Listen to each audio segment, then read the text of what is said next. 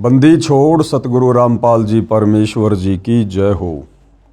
परम पिता परमात्मा सारी सृष्टि के रचनहार कुल मालिक असंख्य ब्रह्मांडों के स्वामी जगत गुरु तीनों लोकों में प्रवेश करके सबका धारण पोषण करने वाले राजाधिराज आत्माधार नाथों के नाथ देवों के देव महादेव सर्वेश्वर महेश्वर मृत्युंजय अजरो अमर आदि अनादि सनातनी प्रभु जगत पिता जगदीश्वर श्री श्री 1008 की उपाधि के वास्तविक अधिकारी अकाल मूरत सौद स्वरूपी राम वासुदेव सर्वगतम ब्रह्म परम पूज्य प्रथम पूज्य परम संत परम पुरुष परम धनी परम दयालु सत्य कबीर हक्का कबीर अल्लाहु अकबर बाखबर अल्लाह ताला जगत के तारणहार जगत के मुक्तिदाता जगत के जगन्नाथ हारे के सहारे हिंदुओं के राम मुसलमानों के अल्लाह सिखों के वाहिगुरु ईसाइयों के मसीह दया के सागर दयानिधि करुणा के सागर करुणानिधि स्वयंभू परिभू संकट मोचन कष्ट हरण मंगल करण दुख भंजन अविगत कबीर निर्विकार निर्विषम परमात्मा अलय अलेख सतगुरु आदि अनादि सतगुरु असली मर्यादा पुरुषोत्तम असली राम असली कृष्ण असली घनश्याम असली मुरारी राजाओं के राजा महाराजाओं के महाराजा शहंशाहों के शहंशाह सम्राटों के सम्राट भगवानों के भगवान अल्लाहों के अल्लाह प्रभुओं के प्रभु मसीहाओं के मसीह सच्चे वाहिगुरु बाबाओं के बाबा पीरों के पीर सेठों के सेठ जगत सेठ सावलसा सेठ सर्वगुण संपन्न अनंत कोटि कलाओं के स्वामी अनंत कोटि ब्रह्मांडों के नायक योगियों में महायोगी ध्यानियों में महाध्यानी सिद्धों में परम सिद्ध ज्ञानियों में तत्व ज्ञानी ब्रह्म ज्ञानी महाज्ञानी परम ज्ञानी सर्वश्रेष्ठ ज्ञानी विज्ञानी युवा कबीर समर्थ कबीर असमवात अमित ओजा सच्चे रहनुमा करीम अल्लाह सुभान अल्लाह दुनिया के अंतिम पैगंबर 8 सितंबर 1951 से गांव धनाना जिला सोनीपत हरियाणा भारतवर्ष की पावन भूमि पे प्रकट रियल कल की भगवान श्री नारायण साकार हरि श्री बाबा साहेब नूर अनंत परमात्मा सच्चे दरवेश सच्चे बाखबर संत शिरोमणि सतगुरु रामपाल जी परमेश्वर जी के चरण कमल में साध संगति से जुड़े हुए देश विदेश से आप और हम सभी सत्सेवक भाई बहनों का अनंत कोटि दंडवत प्रणाम। सत्साई भाई और बहनों, बहुत बड़ी दया बहुत बड़ी मेहर पूज्य गुरुदेव भगवान की परमेश्वर रामपाल जी की, जिनके शुभ आशीर्वाद से विशेष आशीर्वाद से उन्हीं के पवित्र कर कमलों से लिखित पवित्र पुस्तक हिंदू साहिबान नहीं समझे गीता वेद पुराण, इस पुस्तक के ऊपर वीडियो बनाने की श्रृंखला जारी है। इसी श्रृंखला में आज हमारा ये 5वें नंबर का वीडियो है। भाई और बहनों, प्रत्येक वीडियो में हिंदू समाज से जुड़े भाई बहनों को बहुत ही अच्छी और गहरी शिक्षाएं मिल रही हैं। पिछले वीडियो में हमने इस पवित्र पुस्तक से पढ़ा कि हिंदू धर्म के पवित्र हिंदू सदग्रंथ भक्ति और भगवान के विषय में अध्यात्म के विषय में क्या कह रहे हैं और पवित्र हिंदू समाज उन शास्त्रों के विरुद्ध कैसी कैसी पाखंड मत वाली साधनाएं कर रहा है। आज के इस वीडियो में हम देखेंगे कि पवित्र हिंदू ग्रंथ क्या कह रहे हैं और हिंदू धर्म के जो धर्म गुरु हैं वो उन धर्मशास्त्रों के विपरीत कैसे कैसे उनका अनुवाद कर रहे हैं, कैसी कैसी पाखंड मत वाली आदि अधूरी मनमानी साधना समाज में परोस रहे हैं। तो भाई और बहनों, पूज्य गुरुदेव जी के आशीर्वाद से हम आगे बढ़ते हैं। पवित्र हिंदू धर्म गुरु नहीं समझे गीता निर्मल ज्ञान, यानी हिंदू धर्म के धर्म गुरु चाहे आचार्य हों शंकराचार्य हों चाहे आदि शंकराचार्य रहे हों, कोई भी हिंदू धर्म के सदग्रंथों को नहीं समझ पाया। पूज्य गुरुदेव भगवान हमें क्या बताना चाहते हैं, क्या समझाना चाहते हैं, ध्यान से देखिएगा। पेश है एक झलक गुरुओं के अनुवाद की, यानी हिंदू धर्म के धर्म गुरुओं ने जिस प्रकार से गीता जी के श्लोकों का अनुवाद किया है वो कितना सही है कितना गलत है, किस प्रकार से किया है। अन्य प्रमाण गीता अध्याय 10 श्लोक 3, कृपया पढ़ें फोटोकॉपी गीता अध्याय 10 श्लोक 3 की, जो गीता प्रेस गोरखपुर से प्रकाशित व मुद्रित है, जिसके अनुवादक श्री जय दयाल गोविंदका जी हैं। यानी भाइयों और बहनों, विशेषकर हिंदू समाज में गीता प्रेस गोरखपुर से प्रकाशित जितनी भी धार्मिक पुस्तकें हैं, पुराण हैं, गीता जी हैं, वेद हैं, हर हिंदू को मान्य है। और विशेषकर जय दयाल गोविंदका जी ने जिस गीता प्रेस गोरखपुर से प्रकाशित गीता जी का अनुवाद किया है, वो तो निसंदेह समस्त हिंदू समाज को मान्य है। तो देखिएगा किस प्रकार से गीता के अनुवादकों ने गीता के श्लोकों का उल्टा अर्थ किया है। ये श्लोक आपकी आंखों के सामने है। गीता जी अध्याय 10 श्लोक 3 की फोटोकॉपी है ये माम अजम अनादिम च वेति लोक महेश्वरम अश्मूढ़ स मृतेषु सर्व पापे प्रमुचते।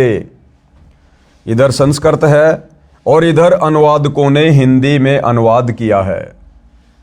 जो मुझको अजन्मा अर्थात वास्तव में जन्म रहित अनादि और लोकों का महान ईश्वर तत्व से जानता है, वह मनुष्यों में भगवान पुरुष, ज्ञानवान पुरुष संपूर्ण पापों से मुक्त हो जाता है।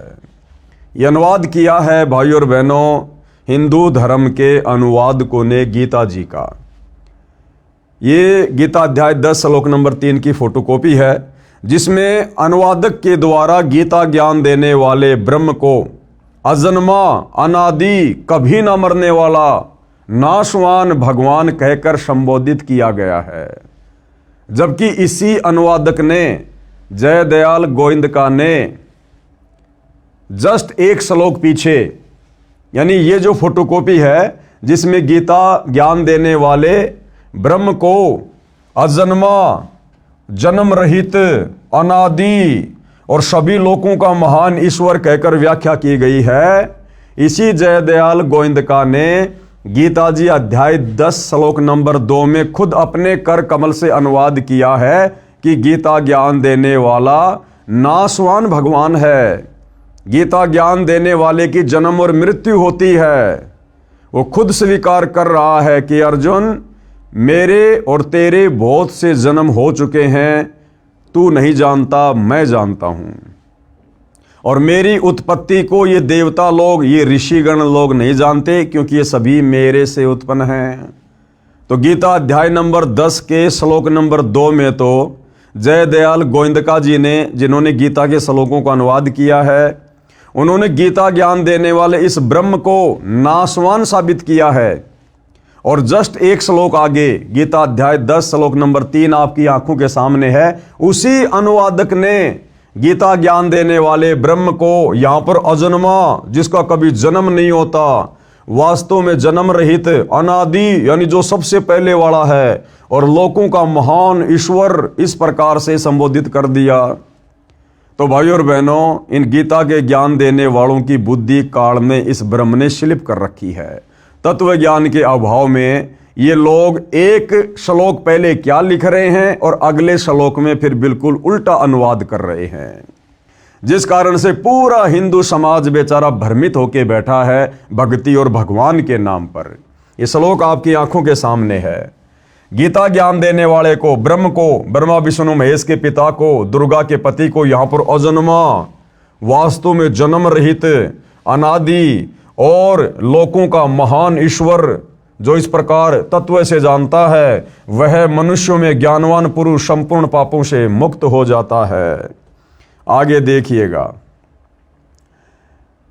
विशेष विवेचन अब पूज्य गुरुदेव भगवान बता रहे हैं कि भाई ध्यान दो, गीता अध्याय 10 श्लोक 3 का अनुवाद गलत किया है। जो अनुवाद अभी हमने पढ़ा है, पूज्य गुरुदेव भगवान कह रहे हैं कि गीता के श्लोकों का अनुवाद करने वालों ने इस श्लोक का अनुवाद गलत किया है, जिसमें लिखा है कि गीता ज्ञान देने वाले ने कहा, जो मुझको अजन्मा, अनादि और लोकों का महान ईश्वर तत्व से जानता है, वह मनुष्यों में ज्ञानवान पुरुष संपूर्ण पापों से मुक्त हो जाता है। अनुवाद समाप्त।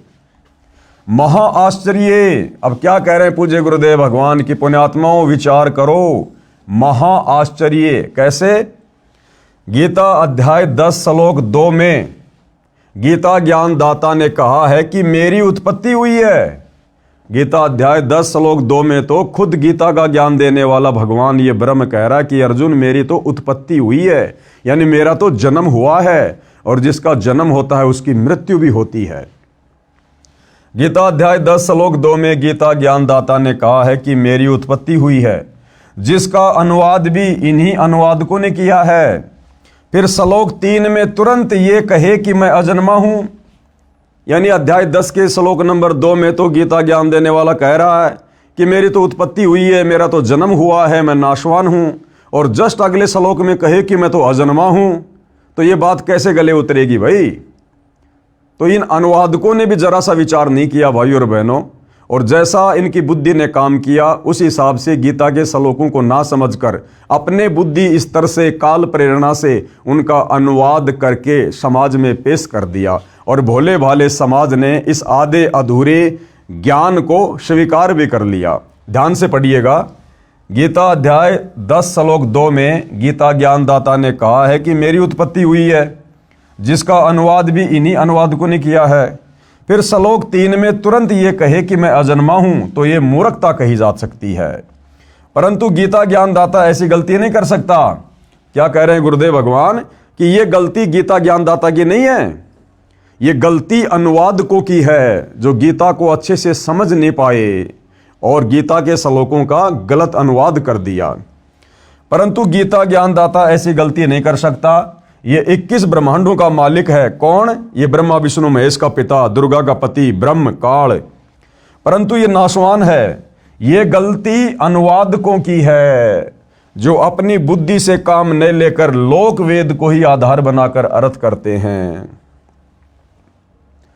गीता अध्याय 10 श्लोक 3 का यथार्थ अनुवाद इस प्रकार है। अब पूज्य गुरुदेव भगवान सतगुरु रामपाल जी इस श्लोक का यथार्थ अनुवाद करके हमें समझा रहे हैं कि गीता ज्ञान देता काल ब्रह्म अध्याय 10 श्लोक 3 में क्या कहना चाहता है।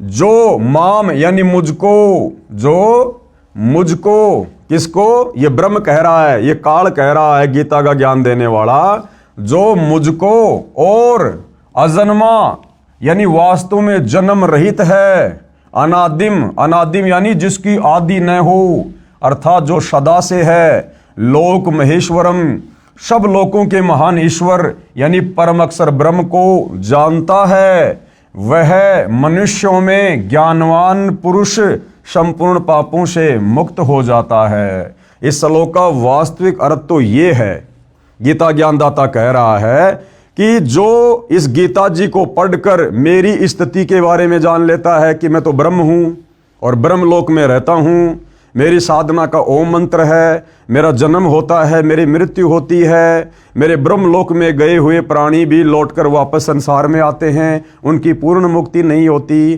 तो कहते हैं जो मुझे जान जाता है और साथ में उस अनादि अजन्मा सभी लोकों के महान ईश्वर परम अक्षर ब्रह्म को जान जाता है, वो व्यक्ति संपूर्ण पापों से मुक्त हो जाता है, वो ज्ञानी पुरुष कहलाता है, और वो तत्वदर्शी संत की शरण में जाकर उस अजन्मा अनादि परम अक्षर ब्रह्म की भक्ति करके सदा सदा के लिए मुक्ति प्राप्त कर लेता है। इसका वास्तविक अर्थ तो ये है, जो माम यानी मुझको और अजम यानी अजन्मा यानी वास्तव में जन्म रहित, अनादिम, अनादिम का अर्थ है अनादि यानी जिसकी आदि न हो, अर्थात जो सदा से है, लोक महेश्वरम अर्थात सब लोकों के महान ईश्वर यानी परम अक्षर ब्रह्म को जानता है, वह मनुष्यों में अश्मूढ़ है यानी ज्ञानवान पुरुष, सर्व पापे यानी संपूर्ण पापों से मुक्त हो जाता है।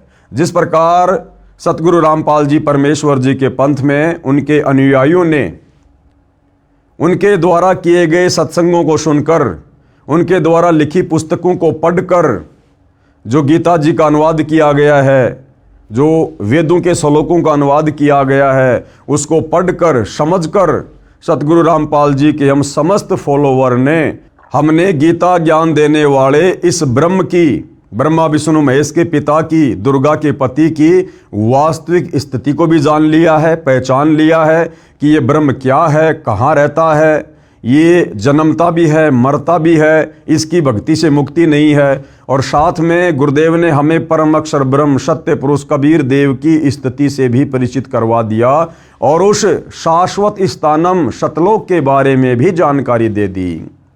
तो गीता ज्ञान देने वाला ब्रह्म अध्याय 10 श्लोक 3 में यही समझाना चाहता है कि अर्जुन, जो मेरी स्थिति से परिचित हो जाता है और जो उस अजन्मा अनादि परम अक्षर ब्रह्म की स्थिति से भली भांति परिचित हो जाता है, वो प्राणी फिर सत भक्ति करके समस्त पापों से मुक्त हो जाता है, अपनी मुक्ति का रास्ता बना लेता है। इसका वास्तविक अर्थ ये है, जबकि गीता जी के अनुवादकों ने यहाँ पर ब्रह्म को ही, गीता ज्ञान देने वाले नाशवान भगवान ब्रह्म को ही अजन्मा अनादि सभी लोगों का भगवान कहकर प्रस्तुत किया है, जो कि गलत है। अर्थात जो मुझको तथा अजन्मा को, अजन्मा कौन? जिसको कभी जन्म ही ना हुआ हो, जो स्वयंभू परमात्मा है, परम अक्षर ब्रह्म सत्य पुरुष कबीर देव, तथा अजन्मा को यानी परम अक्षर ब्रह्म को, जो वास्तव में जन्म रहित को, अनादि को यानी जो सदा से है, उस सब लोगों के महान ईश्वर यानी कुल के मालिक को तत्व से जानता है, वह मनुष्यों में ज्ञानवान पुरुष यानी तत्वदर्शी संत संपूर्ण पापों से मुक्त हो जाता है। आगे गुरुदेव कह रहे हैं ध्यान देने योग्य बातें। कौन सी बातें हैं जो ध्यान देने योग्य हैं? गीता का ज्ञान बोलने वाले ने इसी गीता अध्याय 10 श्लोक 2 में कहा है कि मेरी उत्पत्ति को यानी मेरे जन्म को, यानी जन्म को न देवता लोग जानते हैं न महर्षि जन ही जानते हैं, क्योंकि मैं सब प्रकार से देवताओं और महर्षियों का आदि कारण हूँ। यानी ये ब्रह्म कह रहा है कि मेरी उत्पत्ति को, मेरे जन्म को ये देवता लोग और ये महर्षि जन नहीं जानते, क्योंकि ये सब तो मेरे से उत्पन्न हुए हैं और बेटा कभी भी अपने बाप की उत्पत्ति नहीं बता सकता।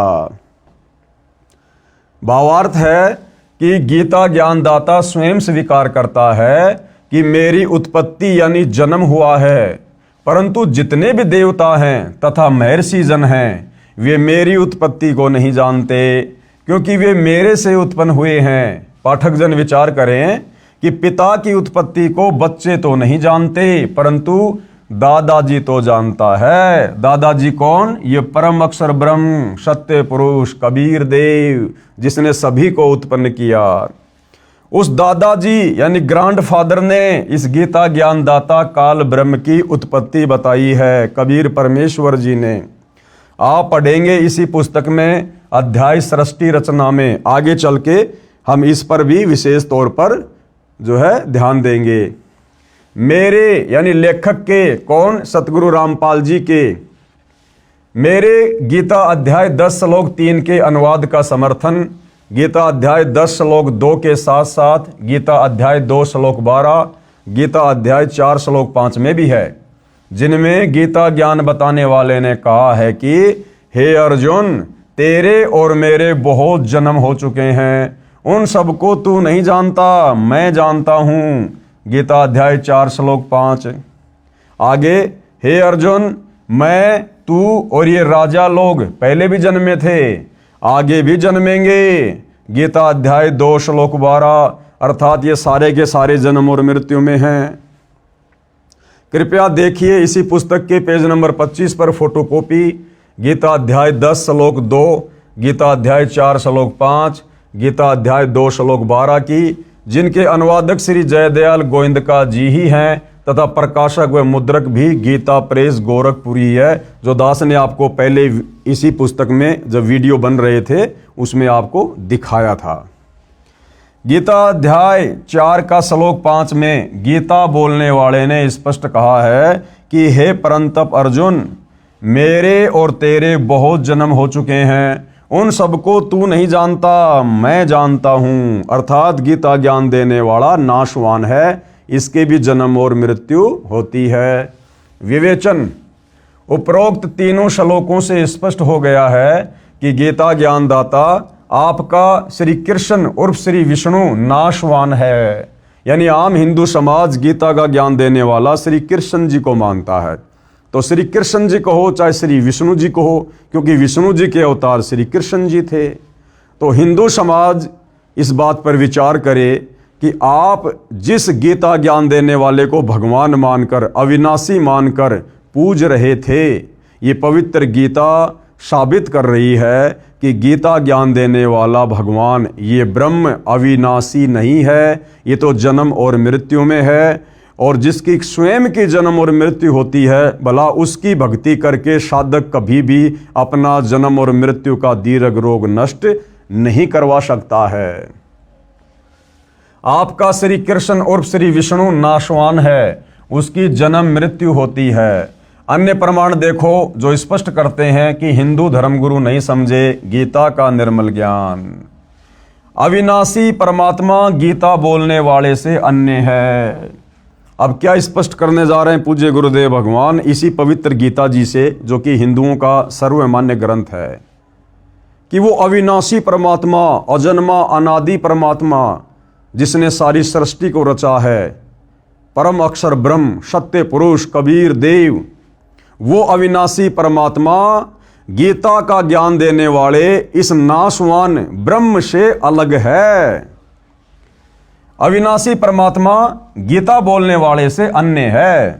प्रमाण, अविनाशी परमात्मा तो गीता ज्ञान दाता यानी आपके श्री कृष्ण जी उर्फ श्री विष्णु जी से अन्य है, जो सर्व प्राणियों की उत्पत्ति करता है, यानी जिससे ये जगत व्याप्त है। यानी जिस अविनाशी परमात्मा ने, परम अक्षर ब्रह्म ने सारी सृष्टि को रचा है, वो तो गीता का ज्ञान देने वाले इस ब्रह्म से अलग है, जो सबका धारण पोषण करने वाला है। गीता ज्ञानदाता ने अर्जुन को उसकी शरण में जाने के लिए कहा है, अध्याय 18 श्लोक नंबर 62 में, कि तू सर्वभाव से उस परमेश्वर की शरण में जा।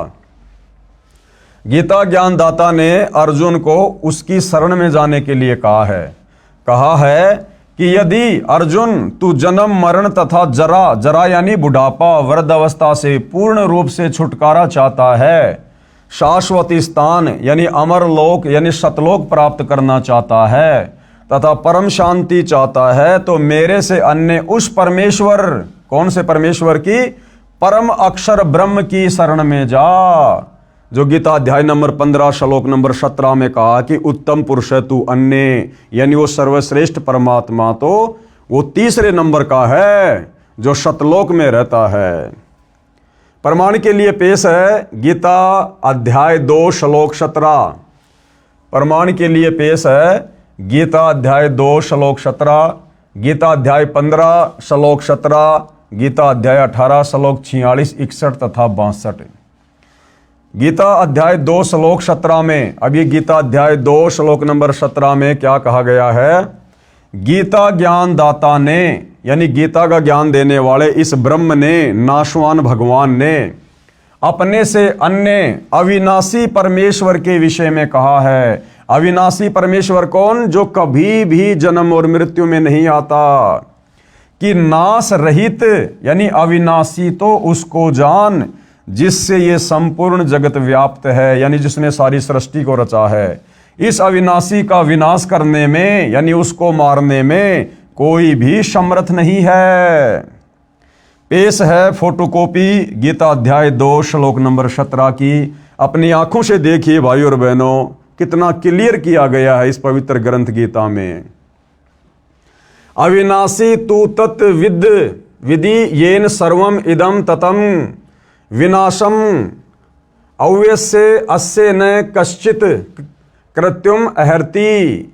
एक तरफ संस्कृत है, बिल्कुल बराबर में हिंदी में अनुवाद है। अब गीता ज्ञान देने वाला ये ब्रह्म, ये नाशवान भगवान अपने से अन्य उस अविनाशी परम अक्षर ब्रह्म के विषय में अर्जुन को क्या कह रहा है? नाश रहित यानी जिसका कभी विनाश नहीं होता, नाश रहित तो तू उसको जान जिससे यह संपूर्ण दृश्य वर्ग यानी संपूर्ण जगत व्याप्त है। इस अविनाशी का विनाश करने में कोई भी समर्थ नहीं है। अपने से अन्य भगवान को गीता का ज्ञान देने वाला ब्रह्म अविनाशी कह रहा है, अजन्मा कह रहा है कि उसका नाश करने में कोई भी समर्थ नहीं है। अर्थात ये गीता का ज्ञान देने वाला ब्रह्म स्वयं अविनाशी नहीं है, इसका नाश होता है, इसका जन्म होता है, इसकी मृत्यु होती है। ये सुप्रीम गॉड नहीं है गीता का ज्ञान देने वाला। यही प्रमाण गीता अध्याय 18 श्लोक 46 में भी है। इसमें भी गीता ज्ञान दाता ने यानी ब्रह्म ने अपने से अन्य परमेश्वर के विषय में कहा है, परम अक्षर ब्रह्म के विषय में, कि जिस परमेश्वर से संपूर्ण प्राणियों की उत्पत्ति हुई है और जिससे ये समस्त जगत व्याप्त है, उस परमेश्वर की अपने स्वाभाविक कर्मों द्वारा पूजा करके मनुष्य परम सिद्धि को प्राप्त हो जाता है। यहां भी गीता बोलने वाले ने अपने से अन्य परमेश्वर के विषय में कहा है। आगे देखिए भाइयों और बहनों, पेश है गीता अध्याय 18 श्लोक 46 की फोटोकॉपी। ये संस्कृत में श्लोक आप जी की आंखों के सामने है, पढ़ सकते हैं, देख सकते हैं। जिस परमेश्वर से संपूर्ण प्राणियों की उत्पत्ति हुई है, कौन कह रहा है? गीता का ज्ञान देने वाला ब्रह्म। ये काल ब्रह्म, ब्रह्मा विष्णु महेश का पिता, दुर्गा का पति, अर्जुन से साफ साफ कह रहा है अपने से अन्य उस परम अक्षर ब्रह्म की ओर, सर्वश्रेष्ठ परमात्मा की ओर संकेत करते हुए कि जिस परमेश्वर से संपूर्ण प्राणियों की उत्पत्ति हुई है और जिससे यह समस्त जगत व्याप्त है, उस परमेश्वर की अपने स्वाभाविक कर्मों द्वारा पूजा करके मनुष्य परम सिद्धि को प्राप्त हो जाता है। अब ये स्वाभाविक ये कर्म क्या है? जब हम सतगुरु रामपाल जी से उपदेश लेकर शास्त्र अनुकूल सत भक्ति ग्रहण करेंगे तो सतगुरु रामपाल जी परमेश्वर हमें जो भक्ति बताएंगे, उस भक्ति को हमने अपना कार्य करते करते, यानी जो किसान है अपनी किसानी कर रहा है, दुकानदार अपनी दुकानदारी कर रहा है, यानी कार्य करते करते हमने अपने गुरु के वचन और मर्यादाओं में रहकर उस भक्ति को सफल करना है, जिससे हमारी मुक्ति होगी। यही प्रमाण गीता अध्याय 15 श्लोक 17 में भी है। यानी गीता अध्याय 15 श्लोक नंबर 17 में भी गीता का ज्ञान देने वाला ये ब्रह्म क्या कह रहा है कि अविनाशी व सबका धारण पोषण करने वाला वह पुरुषोत्तम परमात्मा, तो पुरुषोत्तम यानी सभी पुरुषों में उत्तम, पुरुष यानी भगवान, और पुरुषोत्तम यानी सभी भगवानों में सर्वश्रेष्ठ भगवान, वह पुरुषोत्तम परमात्मा तो गीता ज्ञान देने वाले से अन्य ही बताया है। पेश है गीता अध्याय 15 श्लोक 17 की फोटोकॉपी। देखो भाइयों और बहनों, सौभाग्य आपका, जो भी बात बोली जा रही है साथ में प्रमाण दिए जा रहे हैं ताकि किसी भी प्रकार की शंका भगत समाज को ना रहे। तो ये गीता अध्याय 15 श्लोक नंबर 17 की फोटोकॉपी है, जिसमें क्या कहा गया है? गीता ज्ञान देने वाला ब्रह्म, ब्रह्मा विष्णु महेश का पिता, दुर्गा का पति, ये ज्योति निरंजन क्या कह रहा है? उत्तम पुरुष है तू अन्य, यानी सर्वश्रेष्ठ परमात्मा तो अन्य ही है।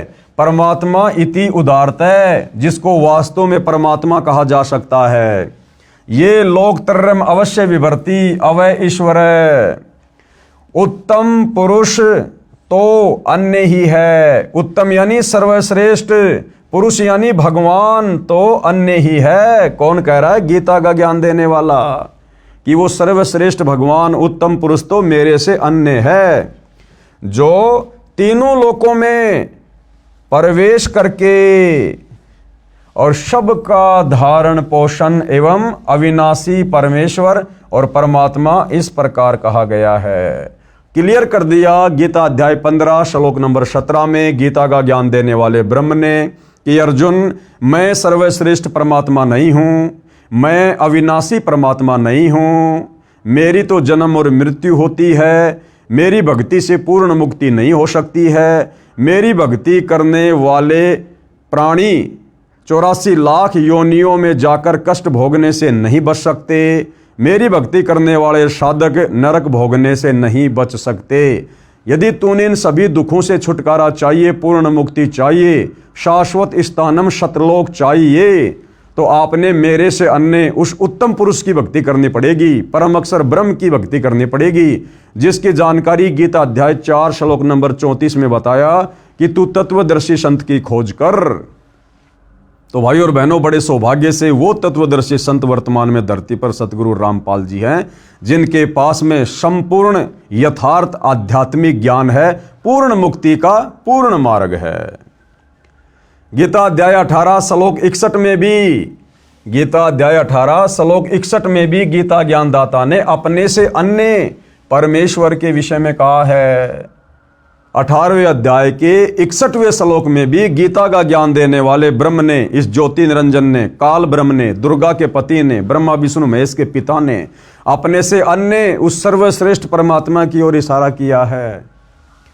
गीता अध्याय 18 श्लोक 61 में भी गीता ज्ञानदाता ने अपने से अन्य परमेश्वर के विषय में कहा है कि हे अर्जुन, शरीर रूप यंत्र में आरूढ़ हुए संपूर्ण प्राणियों को अंतर्यामी परमेश्वर अपनी माया यानी शक्ति से उनके कर्मों के अनुसार भ्रमण करवाता हुआ सब प्राणियों के हृदय में स्थित है।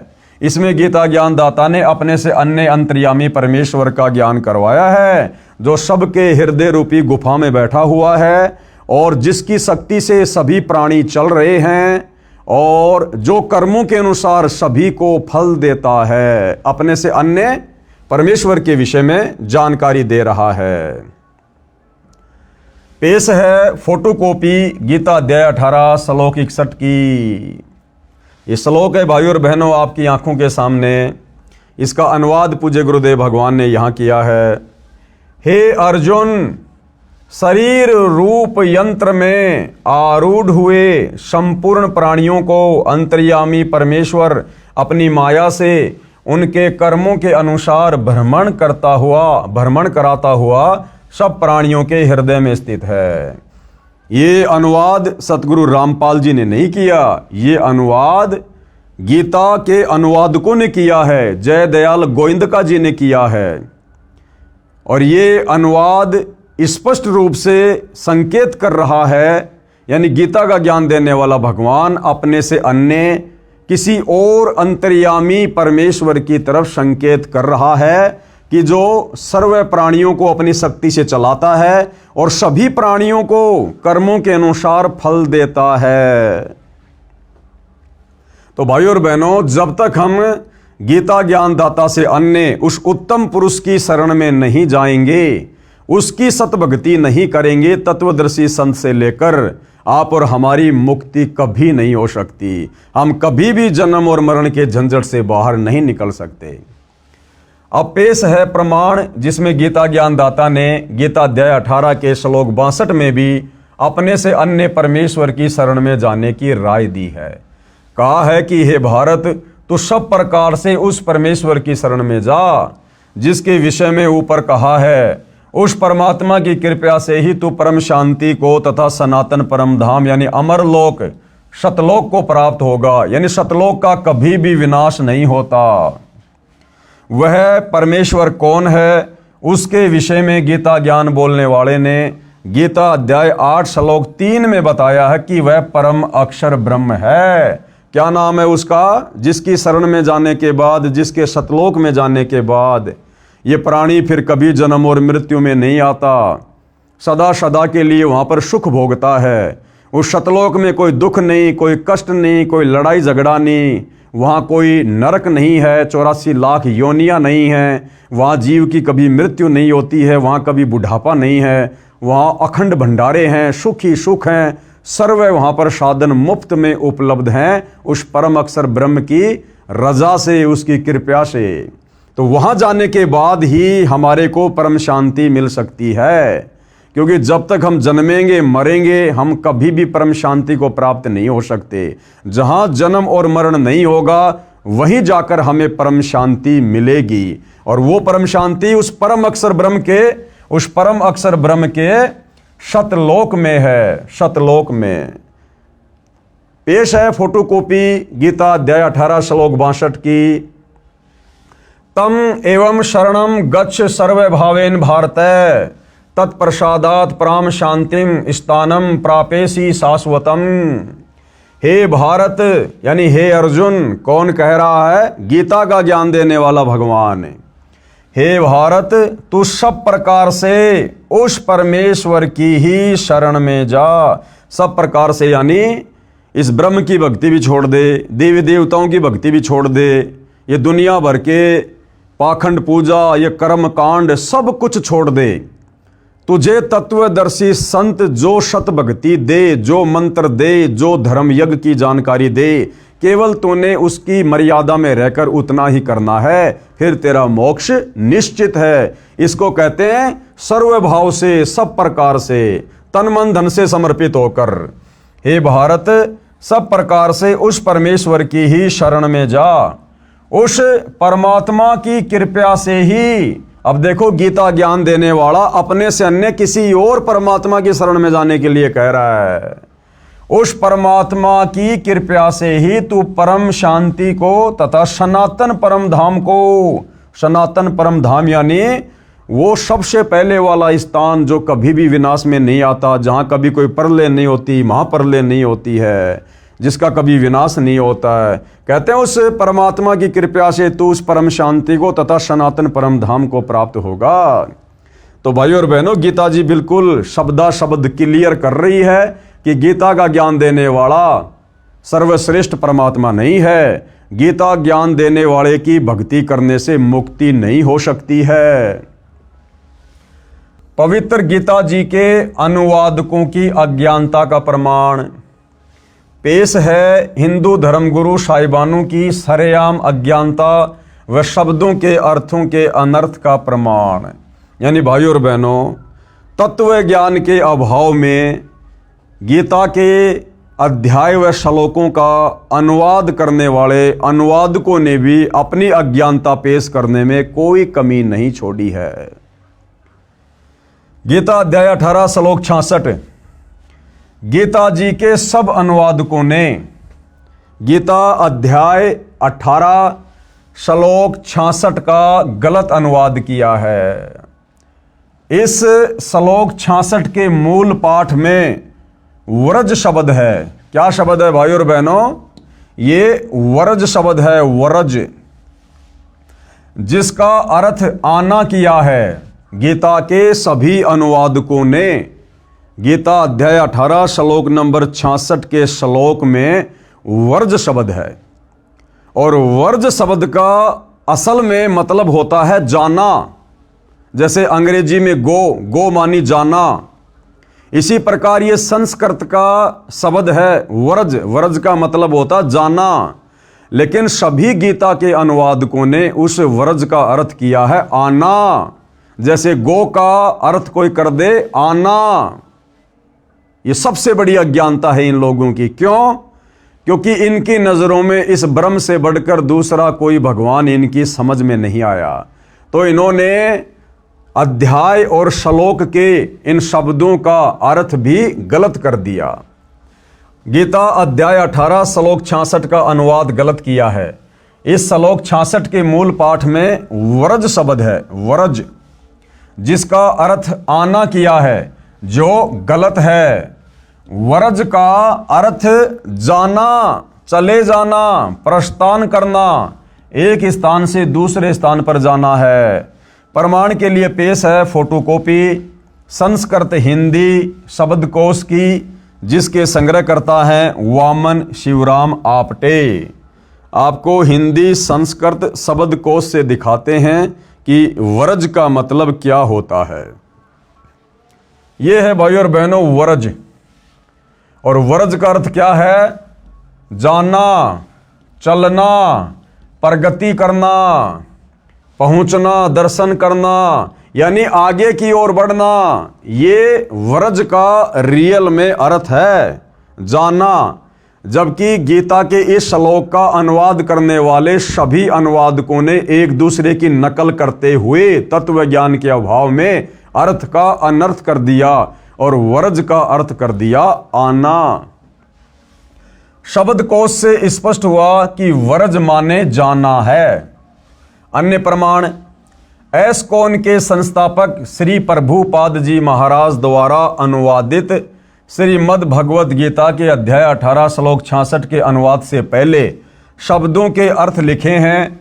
उनमें तो वर्ज का अर्थ जाओ ठीक लिखा है, परंतु श्लोक 66 के अनुवाद में आओ गलत किया है।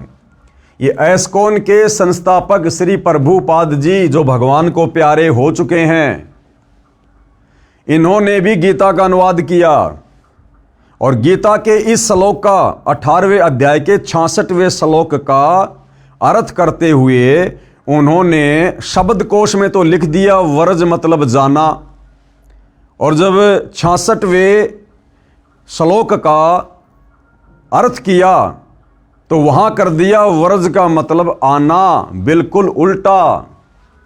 देखिएगा स्वामी प्रभुपाद जी की गीता अनुवाद में गलती। प्रमाण के लिए पेश है फोटोकॉपी गीता अध्याय 18 श्लोक 66 की, जिसके अनुवादक हैं स्वामी प्रभुपाद जी तथा भक्ति वेदांत बुक ट्रस्ट द्वारा प्रकाशित है। ये एस्कॉन के संस्थापक श्री प्रभुपाद जी द्वारा अनुवाद की गई गीता है, जो आपको आजकल 200-200 रुपये में 300-300 रुपये में एस्कॉन वाले आपको बेचते हुए मिल जाएंगे। श्लोक क्या है? सर्व धर्मान परित्यज्य माम एकम शरणम व्रज अहम तवा सर्व पापे भी मोक्ष्यामि मा शुच। यहां पर ये वर्ज शब्द है, वर्ज वर्ज ये लिखा हुआ वर्ज शब्द है। सर्व धर्मान परित्यज्य माम एकम शरणम व्रज। अब देखो, सर्वधर्मान यानी समस्त प्रकार के धर्म, परित्यज्य यानी त्याग कर, माम यानी मेरी, एकम यानी एकमात्र, शरणम यानी शरण में, व्रज मानी जाओ, व्रज मानी जाओ। अब देखो भाई और बहनों, शब्दों के जो अर्थ किए हैं उनमें तो व्रज का अर्थ लिख दिया जाओ, और जब इसका अनुवाद करेगा वहां पर लिख दिया आ जाओ। समस्त प्रकार के धर्मों का परित्याग करो और मेरी शरण में आओ। ये देखो, यहां तो व्रज का अर्थ कर दिया जाओ, बिल्कुल सही है, और श्लोक का अर्थ करते हुए व्रज का अर्थ कर दिया आओ। क्योंकि भाई और बहनों, इन समस्त गीता अनुवादकों की नजर में गीता ज्ञान देने वाले ब्रह्म से ऊपर दूसरा कोई भगवान इनको दिखाई नहीं दिया। तत्व ज्ञान के अभाव में इनकी ज्ञान वाली आंखें सर्वदा बंद पड़ी हुई थी, बंद। आगे चलिए भाई और बहनों, इस फोटोकॉपी में स्पष्ट है कि ऊपर शब्दों के अर्थ में तो व्रज का अर्थ जाना यानी जाओ ठीक किया है, परंतु अनुवाद में आना यानी आओ कर दिया, जिससे गीता के सब ज्ञान का अज्ञान बना दिया। कारण यही रहा कि इन गुरुजनों को श्री कृष्ण से आगे का ज्ञान ही नहीं है, इनको अपने सदग्रंथों का भी ज्ञान नहीं है, इसलिए लिख दिया कि मेरी शरण में आ जा। यानी इन अनुवादकों ने देखा कि भैया गीता अध्याय नंबर 18 श्लोक नंबर 66 कि सर्वधर्मान परित्यज्य माम एकम शरणम व्रज अहम तवा सर्व पापे भी मोक्ष्यामि मा शुच। इन्होंने देखा कि भगवान अपने से अन्य और किसकी शरण में जाने के लिए कह रहे हैं? व्रज यानी जाना, कि हे अर्जुन, तू सब प्रकार से मेरे निमित्त, मेरे लेवल की जितनी भी पूजा भक्ति साधना जप तप की कमाई है वो मुझे समर्पित कर दे, और तू उस एकमात्र अद्वितीय परमात्मा की शरण में जा। मैं तुझे सब प्रकार के पापों से बंधनों से मुक्त कर दूंगा। इसका रियल अर्थ तो है ये। और जब इन अनुवादकों ने ये श्लोक पढ़ा, क्योंकि इनकी बुद्धि तो श्री कृष्ण जी से ऊपर जा ही नहीं रही थी कि इनसे ऊपर तो कोई भगवान है ही नहीं, तत्व ज्ञान इनको था नहीं, तो इन्होंने देखा कि यहां पर श्री कृष्ण जी यानी ब्रह्म अपने से अन्य किसी और की शरण में जाने के लिए क्यों कह रहे हैं? इनसे ऊपर और कौन भगवान है? तो इनकी समझ में भाई और बहनों गीता के श्लोक नहीं आए, तो इन्होंने व्रज का मतलब कर दिया वापस आना, क्योंकि ये श्री कृष्ण जी से ऊपर किसी और को भगवान नहीं मानते थे, तो इन्होंने अर्थों का अनर्थ कर दिया। अब बताओ, जब हमारे गीता अनुवादकों को ही गीता जी का ज्ञान नहीं, तत्व ज्ञान नहीं, शास्त्रों का ज्ञान नहीं, सर्वश्रेष्ठ परमात्मा की जानकारी नहीं, जबकि यही गीता जी और यही गीता का ज्ञान देने वाला ब्रह्म चीख चीख कर कह रहा है अध्याय 2 श्लोक नंबर 17 कि मेरे से अन्य वो सर्वश्रेष्ठ परमात्मा है जो अजन्मा है, अनादि है, सभी लोगों को जिसने बनाया है, तू सर्वभाव से उसकी शरण में जा। लेकिन ये गीता के अनुवादक वहां तक नहीं पहुंच पाए तत्वदर्शी संत की शरण के अभाव में, और इन्होंने श्लोकों के अर्थों का भी अनर्थ कर दिया। इनको अपने सदग्रंथों का भी ज्ञान नहीं है, इसलिए लिख दिया कि मेरी शरण में आ जा। गीता अध्याय 18 श्लोक 62 में गच्छ शब्द है जिसका अर्थ भी जाना है, वहां ठीक कर दिया।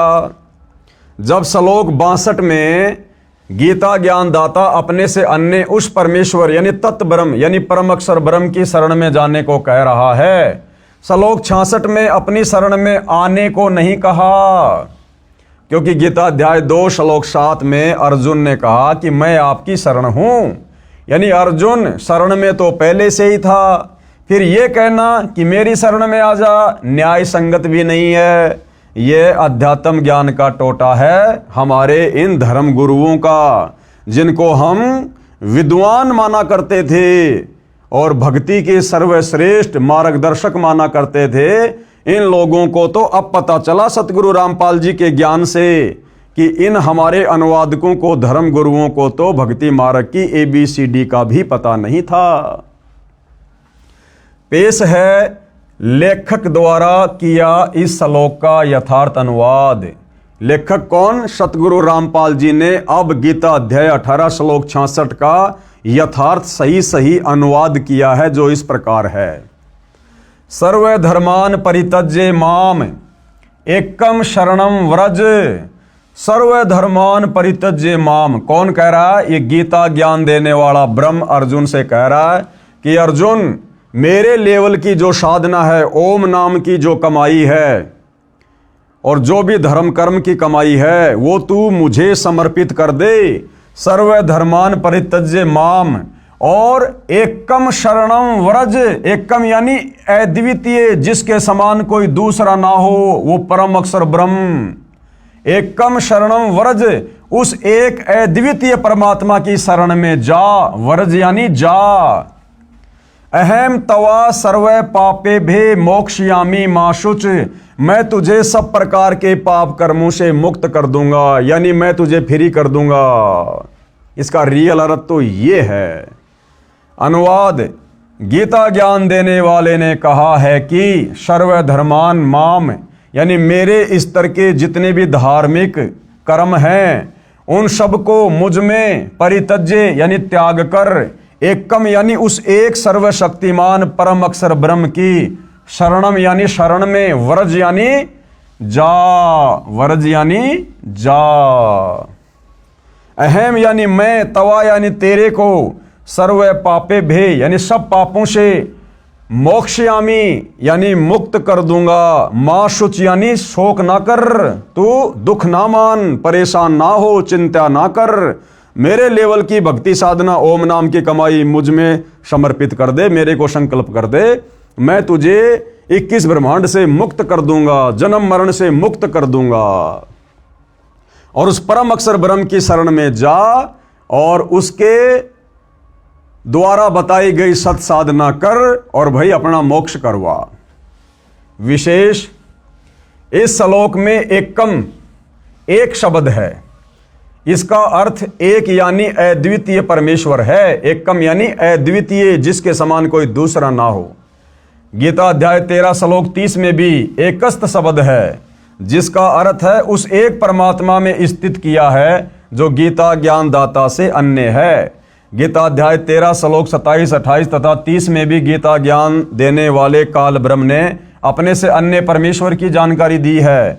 कहा है कि गीता अध्याय 13 श्लोक 27, ये गीता अध्याय 13 श्लोक 27, इसमें गीता का ज्ञान देने वाला ये ब्रह्म क्या कह रहा है?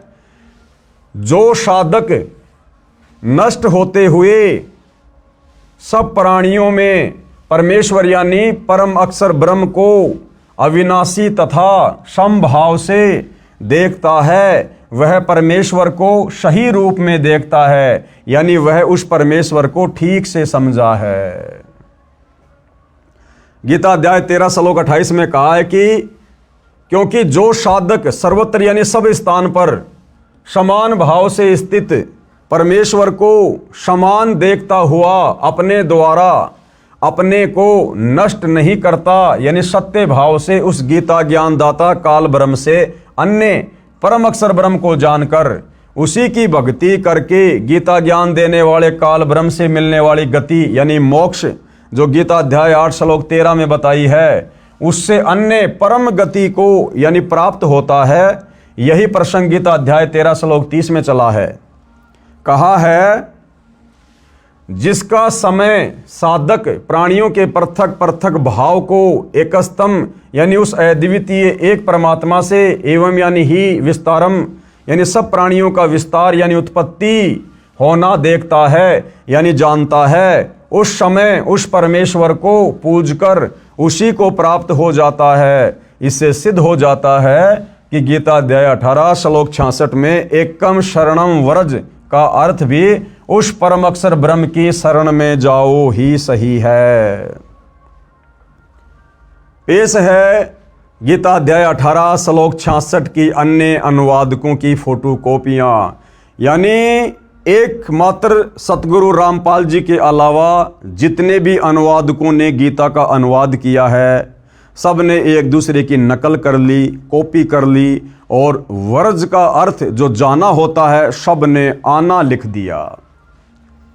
पेश है गीता अध्याय 18 श्लोक 66 की अन्य अनुवादकों की फोटो कॉपियां। श्री राम सुखदास की गीता अनुवाद में गलती। अब देखो भाइयों और बहनों, ये बड़े बड़े नाम उजागर हो रहे हैं, बड़े बड़े नाम जो कि नामचीन हैं, जिनके अनुवाद पर किसी को कोई संदेह नहीं था। अब देखो इन्होंने कैसी कैसी गलतियां कर रखी है। पेश है गीता अध्याय 18 श्लोक 66 की फोटोकॉपी श्री राम सुखदास जी महाराज के अनुवाद की।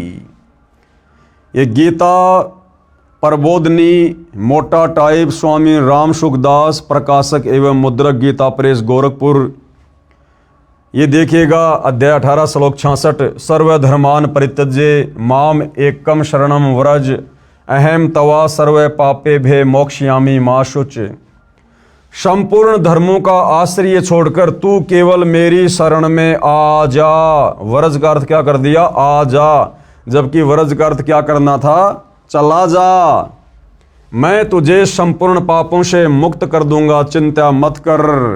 यानी श्री राम सुखदास जी ने भी गीता जी का यथार्थ अनुवाद नहीं किया। आगे बढ़ते हैं भाइयों और बहनों। श्री ज्ञानानंद जी महाराज की गीता अनुवाद में गलती। पेश है गीता अध्याय 18 श्लोक 66 की फोटोकॉपी श्री ज्ञानानंद महाराज जी के अनुवाद की। ये श्री ज्ञानानंद जी के द्वारा अनुवाद की गई गीता है।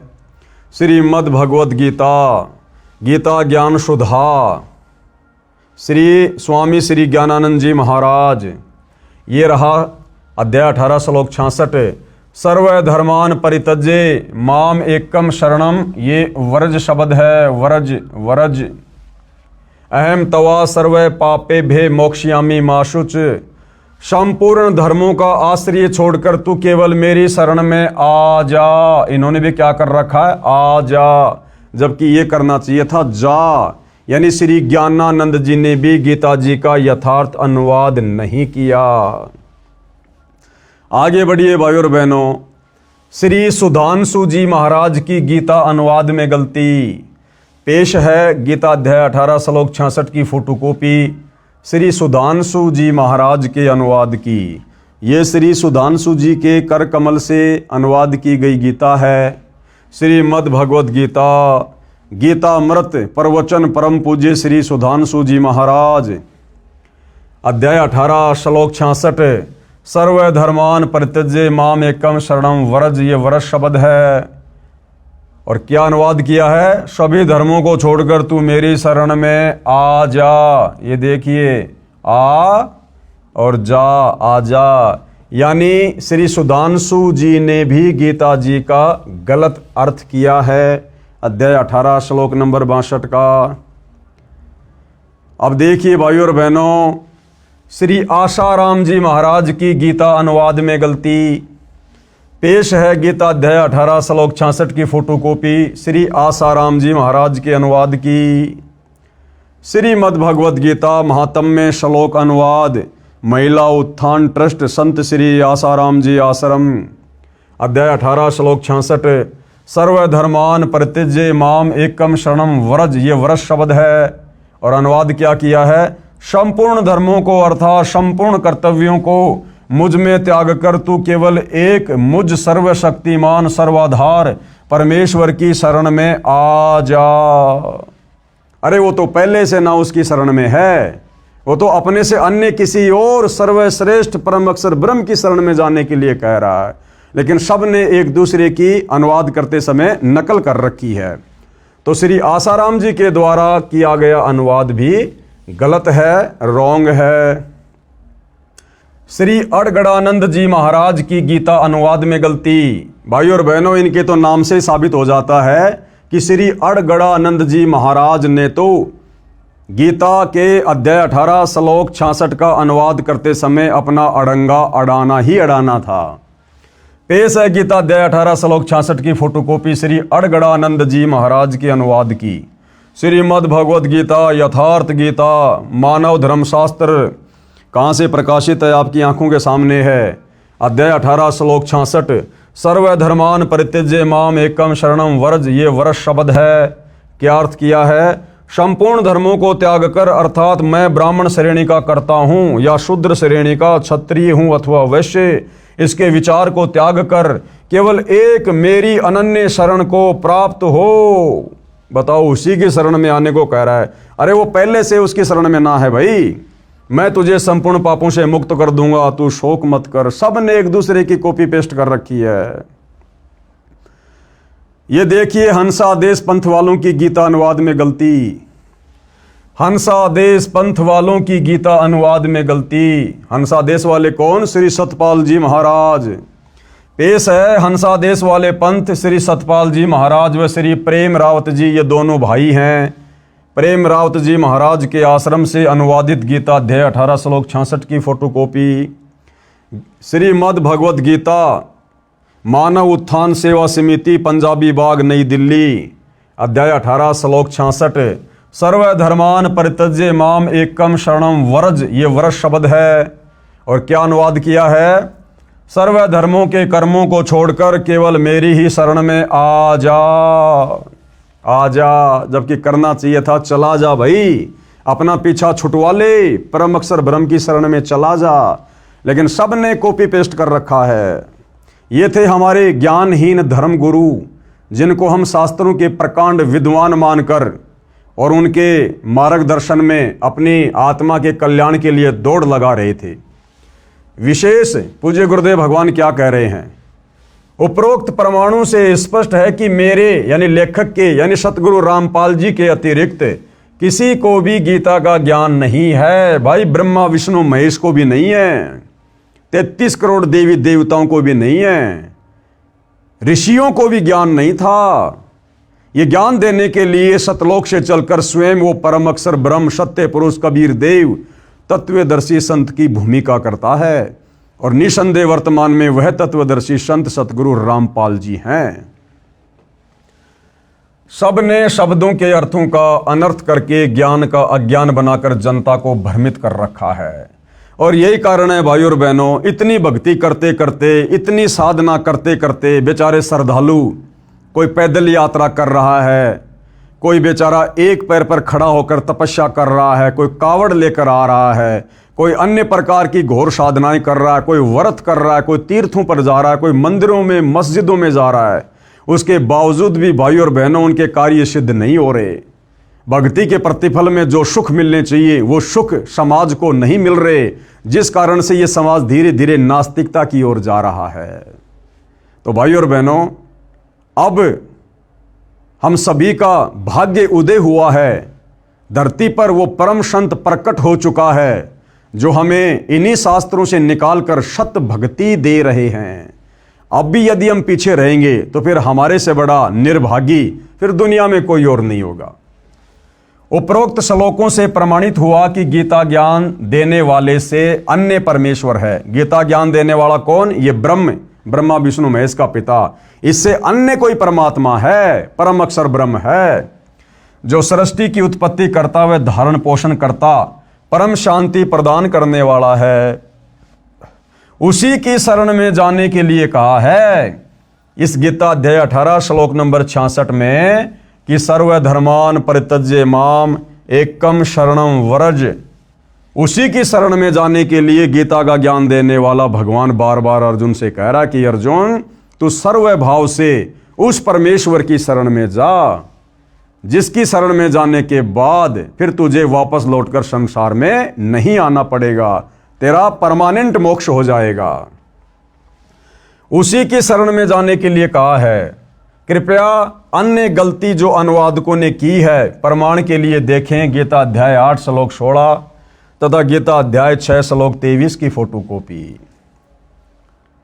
गीता अध्याय 8 श्लोक 16 की फोटोकॉपी, ये श्लोक आप जियों की आंखों के सामने है।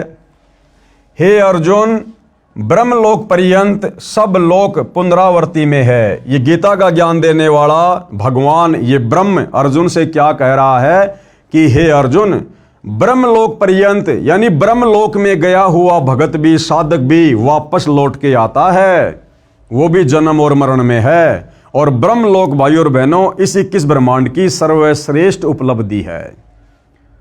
ब्रह्मलोक सर्वश्रेष्ठ उपलब्धि है 21 ब्रह्मांड की।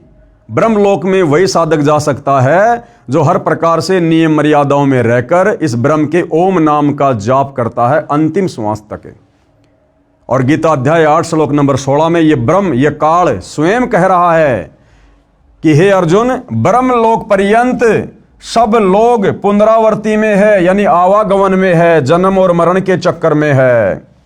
परंतु हे कुंती पुत्र, मुझको प्राप्त होकर पुनर्जन्म नहीं होता। ये हमारे अनुवादकों ने गलत अर्थ कर दिया कि हे अर्जुन, मुझ ब्रह्म को प्राप्त होकर फिर पुनर्जन्म नहीं होता, जबकि ये ब्रह्म तो कई बार अध्याय 12 श्लोक 2, अध्याय 2 श्लोक 10, अध्याय 4 श्लोक 5 और 9 में कह चुका है कि अर्जुन, मेरी उत्पत्ति को ये देवता नहीं जानते। हे अर्जुन, तेरे और मेरे बहुत से जन्म हो चुके हैं, तू नहीं जानता, मैं जानता हूं। फिर यहां पर गीता ज्ञान देने वाला ये क्यों कहेगा कि मुझको प्राप्त होकर पुनर्जन्म नहीं होता, जबकि ये खुद ही जन्म और मृत्यु में है।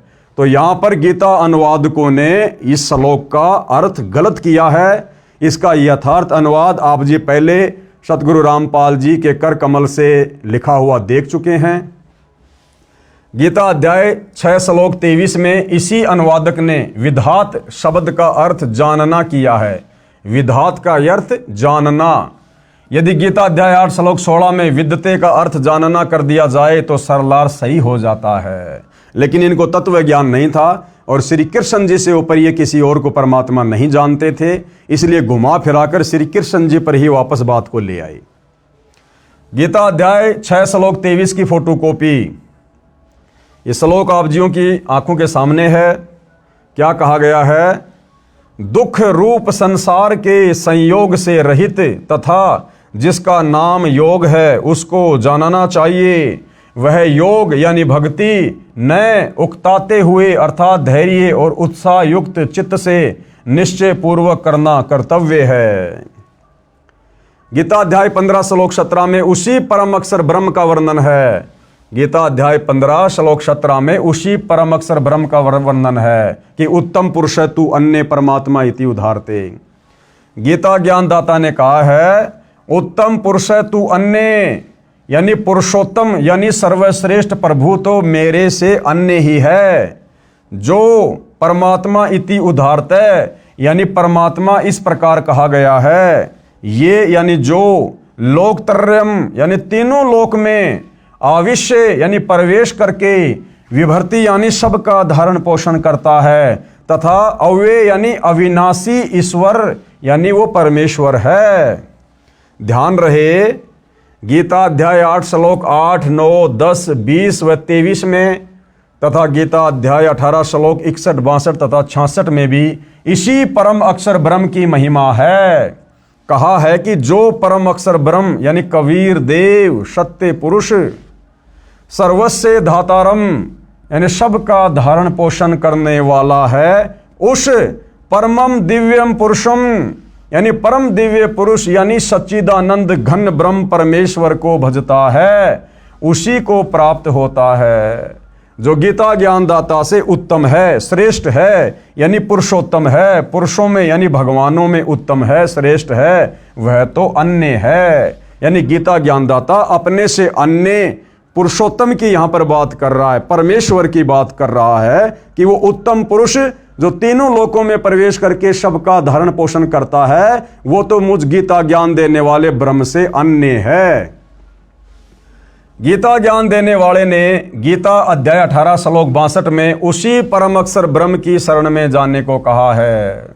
यानी भाइयों और बहनों, बार बार गीता का ज्ञान देने वाला हिंदू भाई बहन जिसे श्री कृष्ण मानते हैं, विद्वान जिसको ब्रह्म कहते हैं, वो बार बार यही कह रहा है कि भैया गधा कुत्ता सूअर बनना है, नरक भोगना है, कष्ट भोगने हैं, तो भैया मेरे ओम नाम की साधना कर ले, या नीचे के देवी देवताओं की साधना कर ले, भैया तेरी मर्जी। और अगर तुझे परम शांति चाहिए, जन्म मरण से छुटकारा चाहिए, सतलोक में जाना है, तो भैया उस परम अक्षर ब्रह्म की भक्ति कर ले। और उस परम अक्षर ब्रह्म की भक्ति तुझे तत्वदर्शी संत बताएगा, उसकी शरण में जा। इसके अलावा और कोई ऑप्शन धरती पर नहीं है। उस परम अक्षर ब्रह्म की भक्ति का मंत्र गीता अध्याय 17 श्लोक 23 में बताया है। अब उस परम अक्षर ब्रह्म सत्य पुरुष कबीर देव की भक्ति का, उसके सतलोक में जाने का मंत्र गीता अध्याय 17 श्लोक नंबर 23 में बताया है। ओम तत् सत इति निर्देश ब्रह्मण त्रिविध समर्थ। कहा है कि ओम तत् सत इति निर्देश, यानी केवल ये 3 मंत्र के जाप का ही निर्देश है। ओम तत् सत, ये ओम तो सीधा सीधा भाइयों और बहनों गीता ज्ञान देने वाले काल ब्रह्म का है, जो आपने पहले गीता अध्याय 8 श्लोक नंबर 13 में पढ़ा। खुद ये ब्रह्म कह रहा है कि ओम इति एक अक्षर माम ब्रह्म अनुस्मरण ये परियाति तजन देहम सयाति परमाम गतम। कि भाई अर्जुन, मेरे ब्रह्मलोक में जाने का मैं जितना तुझे सुख दे सकता हूं थोड़े बहुत समय के लिए, उसके लिए मेरी भक्ति का केवल एक ओम मंत्र है। उस ओम मंत्र का जाप करके तो भाई मेरे ब्रह्मलोक में आ सकता है, लेकिन मेरा ब्रह्मलोक भी परमानेंट नहीं है, उसका भी विनाश होता है। और ब्रह्मलोक में रहने वाले साधक का भी विनाश होता है, वो भी जन्म और मृत्यु में आता है। तो ये ओम तो सीधा सीधा गीता का ज्ञान देने वाले इस ब्रह्म का मंत्र है। ये तत् और सत, ये उस परम अक्षर ब्रह्म का मंत्र है, सतलोक जाने का मंत्र है। लेकिन कोई भाई ओम तत् सत करने लग जाए, ये कोई भक्ति नहीं है, ये कोई मंत्र नहीं है। ओम तो सीधा सीधा इस ब्रह्म का मंत्र है। तत् और सत ये सांकेतिक है। ये तत् का मतलब क्या है, इस तत् के अंदर कौन कौन से मंत्र हैं, सत के अंदर कौन कौन से मंत्र हैं, ये जानकारी भाई तत्वदर्शी संत देगा। इसीलिए तो कहा गीता ज्ञानदाता ने कि भैया मुझे तो तत्व ज्ञान नहीं है, मुझे ओम तत्सत की पूर्ण जानकारी नहीं है। उसके लिए गीता अध्याय 4 श्लोक नंबर 34 में खुद गीता ज्ञान देने वाला ब्रह्म कह रहा है कि तू तत्वदर्शी संतों की खोज कर, भली भांति उनको दंडोत प्रणाम कर, कपट छोड़कर सरलता पूर्वक व्यवहार कर, दंडोत प्रणाम कर, फिर वो तत्वदर्शी महात्मा तुझे तत्व ज्ञान का उपदेश करेगा।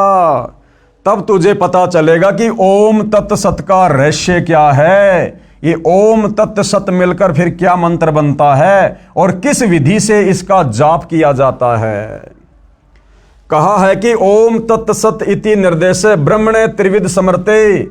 ब्रह्मण यानी उस पूर्ण ब्रह्म परमात्मा अक्षर पुरुष की भक्ति करने का मंत्र, उसको सुमरण करने का मंत्र। ब्रह्मणा तेन वेदा च यज्ञा च विहिता पुरा, अर्थात सच्चिदानंद घन ब्रह्म यानी परम अक्षर ब्रह्म की भक्ति का ओम तत् सत यह मंत्र है। इसका 3 विधि से सुमरण कहा है, यानी इसका 3 विधि से जाप होता है। अब वो जाप भाई और बहनों तत्वदर्शी संत ही बता सकता, धरती पर किसी और के पास नहीं है, केवल सतगुरु रामपाल जी ही बता सकते हैं। इसका 3 विधि से सुमरण होता है। सृष्टि के आदि में यानी सृष्टि की शुरुआत में यानी सतयुग के आदि शुरू में विद्वान पुरुष जो ज्ञान में अब गीता रूप में बता रहा हूं, इसी आधार से अपनी धार्मिक क्रिया किया करते थे। यानी सतयुग की शुरुआत में जो विद्वान पुरुष थे, जो भगत थे, साधक थे, ऋषि महात्मा थे, वो इन्हीं 3 मंत्रों का जाप किया करते थे, तत्वदर्शी संत से लेकर। और ये परम अक्षर ब्रह्म, ये सत्य पुरुष, ये कबीर परमात्मा चारों युगों में आते हैं, तत्वदर्शी संत की भूमिका करते हैं। कबीर परमात्मा जी अपनी वाणी में कहते हैं, सतयुग में सत सुकृत कह टेरा, और त्रेता नाम मुनिंदर मेरा, द्वापर में करुणा में कहाया, कलयुग में नाम कबीर धराया। कबीर जी कहते हैं कि मैं सतयुग में आता हूं इन्हीं 3 मंत्रों का रहस्य बताने, तत्वदर्शी संत बनकर। उस समय सतयुग में मेरा नाम होता है सत सुकृत ऋषि। सतयुग में सत सुकृत कह टेरा, यानी सत सुकृत ऋषि के नाम से जाना जाता हूं। और त्रेता नाम मुनिंदर मेरा, और फिर मैं त्रेता में आता हूं तत्वदर्शी संत बनकर, सबको ज्ञान समझाता हूं, इन्हीं 3 मंत्रों का ओम तत्सत का रहस्य बताता हूं। तो त्रेता युग में परमात्मा कह रहे हैं मेरा नाम रहता है मुनिंदर ऋषि, और द्वापर में फिर तत्वदर्शी संत बनकर आता हूं, इसी ज्ञान का प्रचार करता हूं, इन्हीं 3 मंत्रों का ओम तत्सत का रहस्य उजागर करता हूं। उस समय मेरा नाम रहता है करुणा में, और कलयुग में नाम कबीर धराया। और 650 साल पहले बनारस के काशी में स्वयं कबीर परमात्मा जी आए थे, और उन्होंने यही सारा ज्ञान अपने 64 लाख भक्तों को दिया था। तो भाइयों और बहनों, इन्हीं मंत्रों से हमारी मुक्ति होगी, और इन्हीं मंत्रों से हमें सतलोक प्राप्त होगा। और ये मंत्र किस विधि से जाप होंगे, इन मंत्रों के अंदर कंप्लीट मंत्र और क्या क्या हैं, ये तो खाली सांकेतिक हैं, कोड वर्ड में है। वो सारी जानकारी केवल तत्वदर्शी संत ही बताएगा, केवल सतगुरु रामपाल जी ही बता सकते हैं। इसका 3 विधि से स्मरण कहा है, यानी सुमरण जाप कहा है। सृष्टि के आदि में, यानी सतयुग के आदि यानी शुरू में विद्वान पुरुष जो ज्ञान मैं अब गीता रूप में बता रहा हूं, इसी आधार से अपनी धार्मिक क्रिया किया करते थे। उसी परमेश्वर ने वेद व यज्ञ तथा ब्राह्मणों की उत्पत्ति की, यानी यज्ञों धार्मिक अनुष्ठानों का यथार्थ ज्ञान यानी तत्व ज्ञान उस ब्रह्म ने, यानी सच्चिदानंद घन ब्रह्म ने बताया। यानी भक्ति में हर प्रकार से धर्म कर्म की जानकारी, यज्ञों की जानकारी, वह परम अक्षर ब्रह्म स्वयं ही हर युग में तत्वदर्शी संत की भूमिका निभाते हुए हम जीवों को बताते हैं। और जो इस आधार से भक्ति करता है, वही आत्मा यहां पर भक्ति के सर्व लाभ प्राप्त करता है, जिसका विशेष प्रमाण गीता अध्याय 4 श्लोक 32 में है। एवं बहुविधा यज्ञा वितता ब्रह्मणे मुखे, कर्म जान विधि तान सर्वान एवं ज्ञात्वा विमोक्षे। अर्थात ब्रह्मणे यानी सच्चिदानंद घन ब्रह्म, यानी कबीर परमात्मा। सच्चिदानंद घन ब्रह्म का मतलब है कबीर जी, परम अक्षर ब्रह्म, उत्तम पुरुष। अर्थात सच्चिदानंद घन ब्रह्म यानी परम अक्षर ब्रह्म ने मुखे यानी अपने मुख कमल से जो वाणी बोली, उस वाणी में बहुत प्रकार के यज्ञ यानी धार्मिक अनुष्ठानों की जानकारी दी है। जो साधना बताई है वह कर्म करते करते की जा सकती है, यानी कार्य करते करते ये भक्ति की जा सकती है। इस भक्ति को करने के लिए जंगल में जाने की, गुफाओं में बैठने की, अन्य कोई हट करने की, तपस्या करने की, व्रत करने की, पैदल जाने की कोई आवश्यकता नहीं है। जो सत भक्ति परम अक्षर ब्रह्म तत्वदर्शी संत का रूप धारण करके हमें इस पृथ्वी पर बताते हैं, ये बहुत ही सरल और सहज भक्ति है।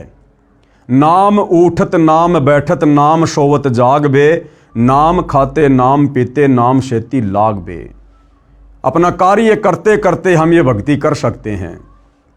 माता बहनें झाड़ू निकालते निकालते, खाना बनाते बनाते उन मंत्रों का जाप कर सकती हैं। किसान खेत में हल चलाते चलाते, मजदूर अपनी मजदूरी करते करते इन मंत्रों का जाप कर सकता है। ड्राइवर गाड़ी चलाते चलाते इन मंत्रों का मन ही मन में जाप कर सकता है। ये इतनी आसान और इतनी सरल भक्ति है। ना इसमें विशेष कोई पहनावे की जरूरत है, ना विशेष कोई खान पान की जरूरत है, ना विशेष कोई आसन लगाने की जरूरत है। बहुत ही सहज भक्ति है। वह सूक्ष्म वेद यानी तत्व ज्ञान है, उसको जानकर तू कर्म बंधन से सर्वदा मुक्त हो जाएगा, यानी पूर्ण मोक्ष प्राप्त करेगा। यानी इस 21 ब्रह्मांड के स्वामी काल ब्रह्म ने हमारे ऊपर जो दुनिया भर के ये कर्म बंधन लगा रखे हैं, हमें इन कर्मों के बंधनों में जकड़ रखा है। इस भक्ति के करने से ही हम इस काल के द्वारा लगाए गए कर्म बंधनों से सर्वदा मुक्त हो सकते हैं। अन्य जितनी भी साधनाएं संसार में प्रचलित हैं, उन साधनाओं से हम उल्टा कर्म बंधनों में जकड़े जाएंगे। सावधान, पूज्य गुरुदेव भगवान हमें सावधान कर रहे हैं कि भाई सावधान रहना। गीता अध्याय 4 श्लोक 32 में ब्रह्मण्य शब्द है। इसका अर्थ मेरे अतिरिक्त यानी सतगुरु रामपाल जी के अतिरिक्त सभी गीता जी के अनुवादकों ने गलत किया है। ब्रह्मण्य का अर्थ वेद किया है, यानी गीता का अनुवाद करने वाले सभी अनुवादकों ने इस ब्रह्मण्य शब्द का अर्थ किया है वेद, जबकि ब्रह्मण्य शब्द का अर्थ होता है सच्चिदानंद घन ब्रह्म। जबकि इन्हीं अनुवादकों ने गीता अध्याय 17 श्लोक 23 में ब्रह्मण्य शब्द का अर्थ सच्चिदानंद घन ब्रह्म यानी परम अक्षर ब्रह्म किया है, जो सही है। यानी 17 के 23 में तो इन्होंने सही अर्थ कर दिया और बाकी जगह इन अनुवादकों ने ब्रह्मण्य शब्द का गलत अर्थ कर दिया, जिससे श्लोक का अर्थ अनर्थ हो गया। इससे सिद्ध हुआ कि सूक्ष्म वेद यानी संपूर्ण अध्यात्म ज्ञान, जिसे तत्व ज्ञान कहा जाता है, वह परम अक्षर ब्रह्म ने कहा है और वर्तमान में वह तत्व ज्ञान सतगुरु रामपाल जी कह रहे हैं। ध्यान रहे, गीता ज्ञान देने वाले को उस तत्व ज्ञान की जानकारी नहीं है। अब बताओ, जब गीता का ज्ञान देने वाले इस ब्रह्म को भी तत्व ज्ञान की जानकारी नहीं है, बाकी 21 ब्रह्मांड में भाई फिर दुर्गा इस काल के नीचे है, उसको कहां से तत्व ज्ञान होगा? दुर्गा से उत्पन्न तीनों उसके पुत्र ब्रह्मा विष्णु महेश, उनको कहां से तत्व ज्ञान होगा? ब्रह्मा जी से चारों वेद लेकर मनु ने आगे समाज में उतार दिए, बताओ फिर मनु को कहां से तत्व ज्ञान हो जाएगा? फिर ये वर्तमान के आचार्य शंकराचार्य संत महंत कथावाचक जिन्होंने धर्म को धंधे में तब्दील कर दिया, भला फिर इनको कहां से तत्व ज्ञान हो जाएगा? तो भाइयों और बहनों, विचारणीय विषय है। जो तत्व ज्ञान 21 ब्रह्मांड के नकली भगवान इस काल ब्रह्म को जो गीता का ज्ञान दे रहा है, इसको भी नहीं है, तो फिर सतगुरु रामपाल जी कौन है जो तत्व ज्ञान दे रहे हैं इसी के 21 ब्रह्मांड में आकर? ये स्वयं परम अक्षर ब्रह्म है, सत्य पुरुष है, सच्चिदानंद घन ब्रह्म है, कबीर देव है, जो तत्वदर्शी संत की भूमिका में आज हमारे समक्ष प्रकट हैं। भाई मौका है, फायदा उठाया जाए तो उठा लेना।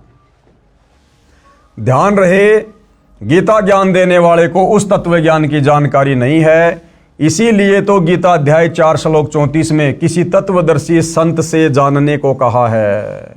अगर गीता के ज्ञान देने वाले ब्रह्म को तत्व ज्ञान होता तो गीता अध्याय 4 श्लोक नंबर 34 में अर्जुन को यह नहीं कहता कि अर्जुन उस तत्व ज्ञान की जानकारी के लिए तो किसी तत्वदर्शी संत की खोज कर ले।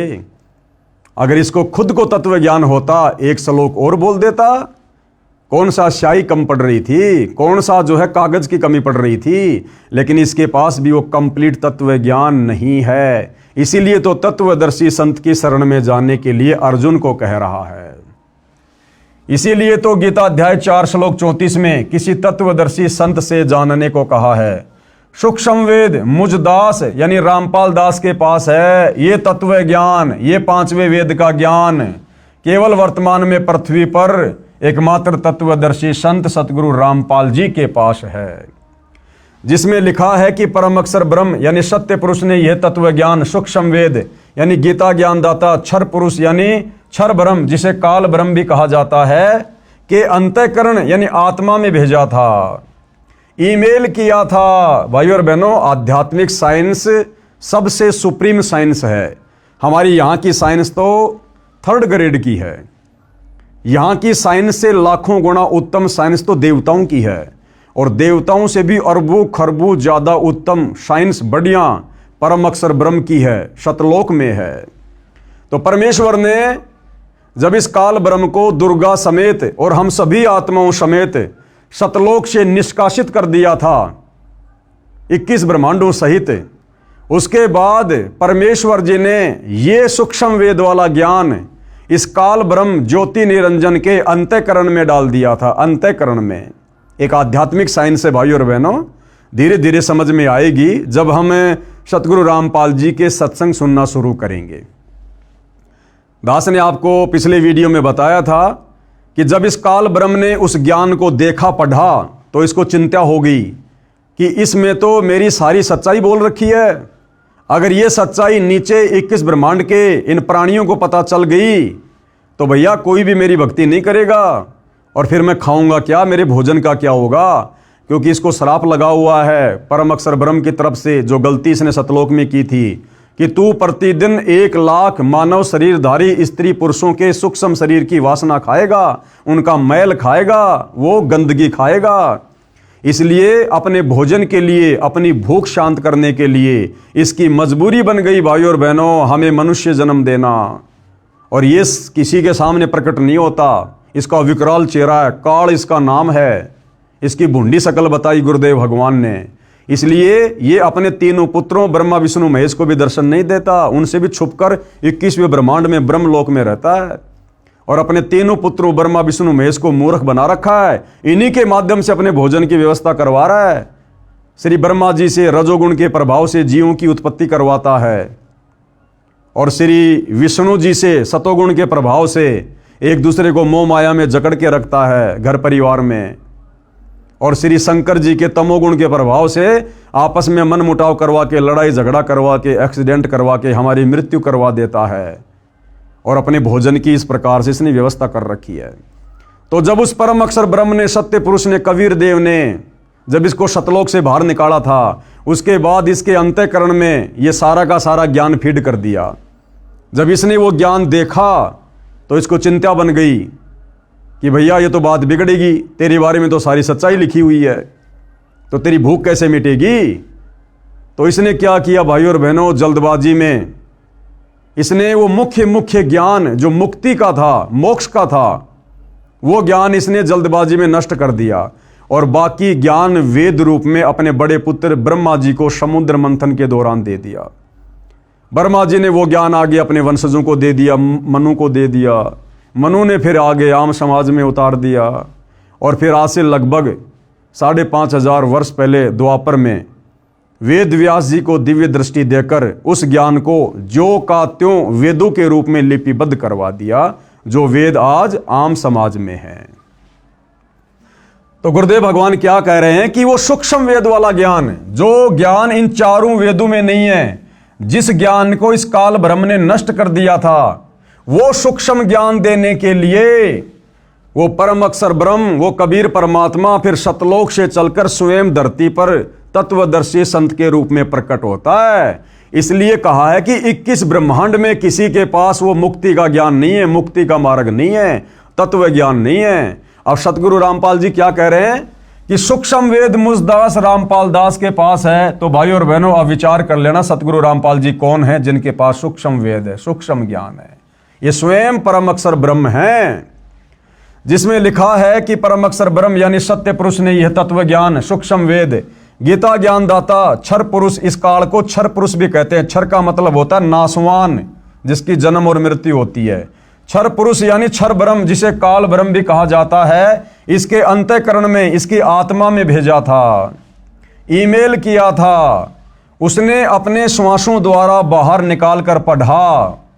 इसने देखा कि इसमें परम अक्षर ब्रह्म का ज्ञान है, यानी सतलोक का ज्ञान है, इसमें तो पूर्ण परमात्मा का भी ज्ञान है, वहां का सुख तथा यहां काल लोक का दुख लिखा है।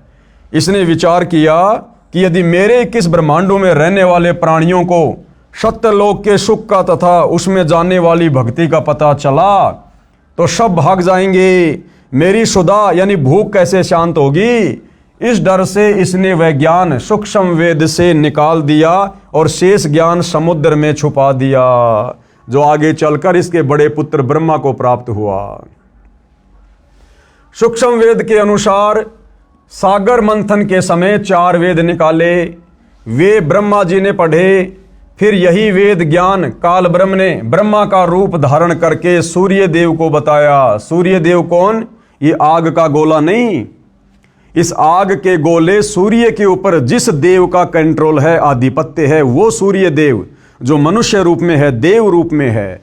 जिस प्रकार भाइयों और बहनों परिवहन मंत्री होता है, तो परिवहन मंत्री कोई परिवहन का साधन थोड़ी होता है, कोई बस थोड़ी होती है, कोई ट्रक थोड़ी होता है। परिवहन मंत्री मतलब वो एक व्यक्ति है, इंसान है, जो परिवहन के साधनों पर कंट्रोल रखता है। इसी प्रकार सूर्य देव एक देवता अलग है, और ये जो सूर्य है आग का गोला, ये एक अलग है। फिर यही वेद ज्ञान काल ब्रह्म ने ब्रह्मा का रूप धारण करके सूर्य देव को बताया। सूर्य ने अपने पुत्र ऋषि स्वयंभू मनु को चारों वेदों वाला ज्ञान बताया। वह सतयुग का समय था। फिर इस काल ब्रह्म ने ब्रह्मा रूप धारण करके सूर्य ऋषि को बताया। गीता अनुसार गीता ज्ञान देने वाले काल ब्रह्म ने वेद ज्ञान सूर्य से कहा। सूर्य ने अपने पुत्र मनु को बताया। मनु ने अपने पुत्र इक्ष्वाकु को बताया। फिर कुछ राज ऋषियों ने सुना। 4 युग, सतयुग जो 17,28,000 वर्ष का है, त्रेता युग जो 12,96,000 वर्ष का समय है, द्वापर युग जो 8,64,000 वर्ष का समय है, और कलयुग जो 4,32,000 वर्ष का समय है। विशेष इससे दास ये सिद्ध करना चाहता है कि जिस समय श्रीमद् भगवत गीता का ज्ञान अर्जुन को बताया, उस समय सतयुग त्रेता युग पूरे जा चुके थे। यानी भाइयों और बहनों, जिस समय इस काल ब्रह्म ने महाभारत के युद्ध में, कुरुक्षेत्र के मैदान में ये गीता जी का ज्ञान बोला था, उससे पहले तो सतयुग 39 लाख वर्ष बीत चुका था। और ये ज्ञान भाइयों और बहनों सतयुग में 1 लाख वर्ष के बाद धीरे धीरे नष्ट होना शुरू हो गया था ये वेद ज्ञान। अब ये बीच में कितना गैप हो गया, लगभग 38 लाख वर्ष तक दुनिया वेदों के अनुसार नहीं बल्कि मनमाना आचरण करती हुई आ रही है। और अब सतगुरु रामपाल जी उसी वेद ज्ञान को, इसी गीता जी के ज्ञान को जब यथार्थ रूप में समाज में उतार रहे हैं, तो लोगों को स्वीकार करने में बड़ी दिक्कत आ रही है, क्योंकि लोग लोक वेद पर ज्यादा आधारित हो गए, कहीं सुनी बातों पर ज्यादा विश्वास करने लग गए, और कहते हैं कि संत रामपाल जी को क्या पता, ये तो कल आए हैं, ये हमारे बड़े बड़े साधु संत महात्मा ऋषि आचार्य शंकराचार्य जैसे चले गए, क्या उनको ज्ञान नहीं था? तो भाइयों और बहनों, किसको कितना ज्ञान था, ये सारी बातें आप जी इन वीडियो में देख रहे हैं। इस पवित्र पुस्तक हिंदू साहिबान नहीं समझे गीता वेद पुराण अपनी आंखों से देख रहे हैं। तो वर्तमान में सतगुरु रामपाल जी को, जो कि ये वेद ज्ञान, ये गीता ज्ञान, ये प्राय लुप्त हो चुका है, लोग शास्त्र विरुद्ध साधना को सत्य मानकर उस पर आरूढ़ हो चुके हैं। अब आम समाज में इस सत्य ज्ञान को उतारने में थोड़ी कठिनाई आ रही है, लेकिन भाइयों और बहनों, ये कलयुग की बिचली पीढ़ी है। सभी को परमात्मा ने अक्षर ज्ञान युक्त कर दिया है, सभी को शिक्षित कर दिया है, सभी सदग्रंथों का अनेक भाषाओं में ट्रांसलेट करवा दिया गया है। बुद्धिमान समाज है और अवश्य इस सच्चाई को स्वीकार करेगा, भले ही थोड़ा समय लगे।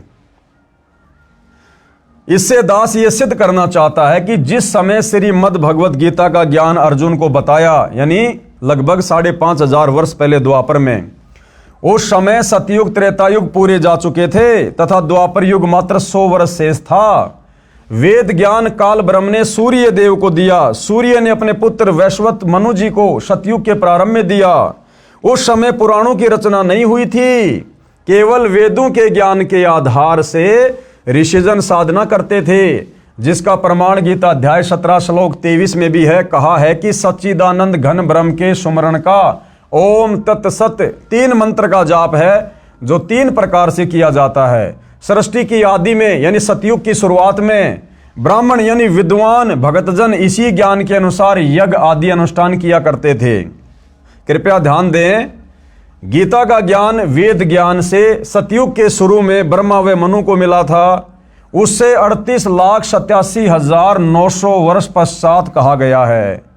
यानी भाइयों और बहनों, जो वेद ज्ञान सतयुग की शुरुआत में भगत जन उस वेद ज्ञान के अनुसार भक्ति किया करते थे, वो वेद ज्ञान फिर सतयुग के बाद यानी 38,87,900 साल के बाद अब महाभारत के युद्ध में, कुरुक्षेत्र के मैदान में फिर से गीता जी के रूप में बोला गया। इतने वर्षों के बाद उसे 38,87,900 वर्ष पश्चात कहा गया है, जो लगभग 1,00,000 वर्ष तक यथारूप में रहा सतयुग की शुरुआत में। उसके पश्चात मनमाना आचरण प्रारंभ हो गया था। प्रमाण आगे बताया है। यह भी याद रखें कि गीता अध्याय 4 श्लोक 1 और 2 में गीता ज्ञानदाता ने यानी काल ब्रह्म ने कहा है कि हे अर्जुन, ये अविनाशी योग यानी यह है अविनाशी भक्ति जो जीव को भी अविनाशी बना दे, शाश्वत स्थान सतलोक में बैठा दे। यह अविनाशी योग यानी यथार्थ भक्ति की जानकारी वाला ज्ञान अर्थात वेद ज्ञान मैंने सूर्य से कहा था सतयुग में। सूर्य ने अपने पुत्र मनु से कहा सतयुग में। मनु ने अपने पुत्र इक्ष्वाकु राजा से कहा सतयुग में। उसके बाद ये ज्ञान राज ऋषियों ने परंपरा से जाना, यानी फिर इसमें मिलावट होती चली गई। किंतु बाद में वह योग यानी भक्ति का ज्ञान नष्ट यानी नष्ट हो गया था। यानी ये तत्व ज्ञान, ये वास्तविक वेद वाला ज्ञान है। सतयुग में केवल शुरुआत में 1,00,000 वर्ष तक ठीक ठाक चला। उसके बाद इस ज्ञान में मिलावट होनी शुरू हो गई, इस भक्ति में मिलावट होनी शुरू हो गई। और उस वेद ज्ञान को जो सतयुग में शुरुआत में 1,00,000 वर्ष तक सही चला था, फिर उस ज्ञान को दोबारा से गीता ज्ञान के रूप में द्वापर युग के लास्ट में बोला गया काल ब्रह्म के द्वारा। यानी 38,87,900 साल बाद वही वास्तविक वेद ज्ञान दोबारा महाभारत के युद्ध में कुरुक्षेत्र के मैदान में बोला गया। इस बीच भाई और बहनों 38,00,000 वर्ष तक ये दुनिया शास्त्र विरुद्ध साधना करती आ रही है, वेद ज्ञान के विरुद्ध साधना करती हुई आ रही है। और अब इस ज्ञान को, इस गीता वाले ज्ञान को भी काल प्रेरणा से नकली संतों ने, महर्षियों ने, शंकराचार्यों ने उलझ पुलझ कर दिया है। और अब सतगुरु रामपाल जी उस यथार्थ ज्ञान को, वेदों वाले ज्ञान को, वेदों से ऊपर सूक्ष्म वेद वाले ज्ञान को जब आम समाज में उतारना चाह रहे हैं, तो आत्माएं इतना जल्दी स्वीकार करने को तैयार नहीं हो रही हैं। क्योंकि हमारे साधु संत महात्माओं ने, हमारे धर्मगुरुओं ने हमारे हृदय में लाखों वर्षों से झूठ बोल बोल कर शास्त्र विरुद्ध ज्ञान दे देकर अज्ञान ठोक दिया। अज्ञान, अब इस अज्ञान को निकालने में भाई और बहनों परमात्मा को थोड़ा समय लग रहा है, लेकिन ये उनके द्वारा निर्धारित किया गया भक्ति का ठीक समय है। कलयुग की बिचली पीढ़ी है। परमेश्वर ने सारे साधन हमें दे दिए और अब ये ज्ञान आत्माएं समझेंगी, पूरा विश्व समझेगा। आने वाले समय में पूरा विश्व सतगुरु रामपाल जी की ही शत भक्ति करेगा, इन्हीं की शरण को अपनाएगा। अन्यथा लोग बहुत ज़्यादा दुखी हो जाएंगे, परेशान हो जाएंगे और अंत में दुखी होकर सतगुरु रामपाल जी की शरण में आने के अलावा दूसरा कोई ऑप्शन पृथ्वी पर किसी के पास नहीं रहेगा। लेकिन जो ज्ञान को आधार बनाकर समय रहते ज्ञान को स्वीकार कर लेंगे तो अच्छा है। अन्यथा भाई और बहनों, आप युग परिवर्तन के दौर में जी रहे हैं। 2028 फिक्स है, तबाही मचेगी। कहीं प्राकृतिक आपदाएं, कभी सूखा पड़ेगा, अति वर्षा होगी, अतिवृष्टि होगी, अनावृष्टि होगी, कहीं भूकंप आएगा, कहीं बीमारियां आएंगी, कहीं युद्ध होगा, कहीं गृह युद्ध होगा। तो अंत में यदि सुरक्षा चाहिए तो सतगुरु रामपाल जी की शरण ही एकमात्र विकल्प है। और इस अनुसार जो शास्त्र विधि अनुसार ज्ञान सतगुरु रामपाल जी बता रहे हैं, भक्ति दे रहे हैं, इस शास्त्र विधि अनुसार इस ज्ञान को, इस भक्ति को, इस योग को हमने अंत में अपनाना पड़ेगा। दूसरा कोई तरीका सुख प्राप्ति का नहीं है। किंतु बाद में वह योग यानी भक्ति का ज्ञान नष्ट यानी नष्ट हो गया था, यानी लुप्त हो गया। इससे स्पष्ट होता है कि सतयुग में लगभग 1,00,000 वर्ष तक जो वर्तमान में गीता ज्ञान है, वेद ज्ञान के आधार से साधना की जाती रही। उसके पश्चात मनमाना आचरण शुरू हो गया था, क्योंकि राजा इक्ष्वाकु का परपौत्र नाभि राज हुआ, जो कि अयोध्या का राजा था, जो अयोध्या का राजा था। तथा अंतिम कुलकर यानी कुल की मर्यादा का पालन करने वाला अर्थात वेद ज्ञान अनुसार साधक था।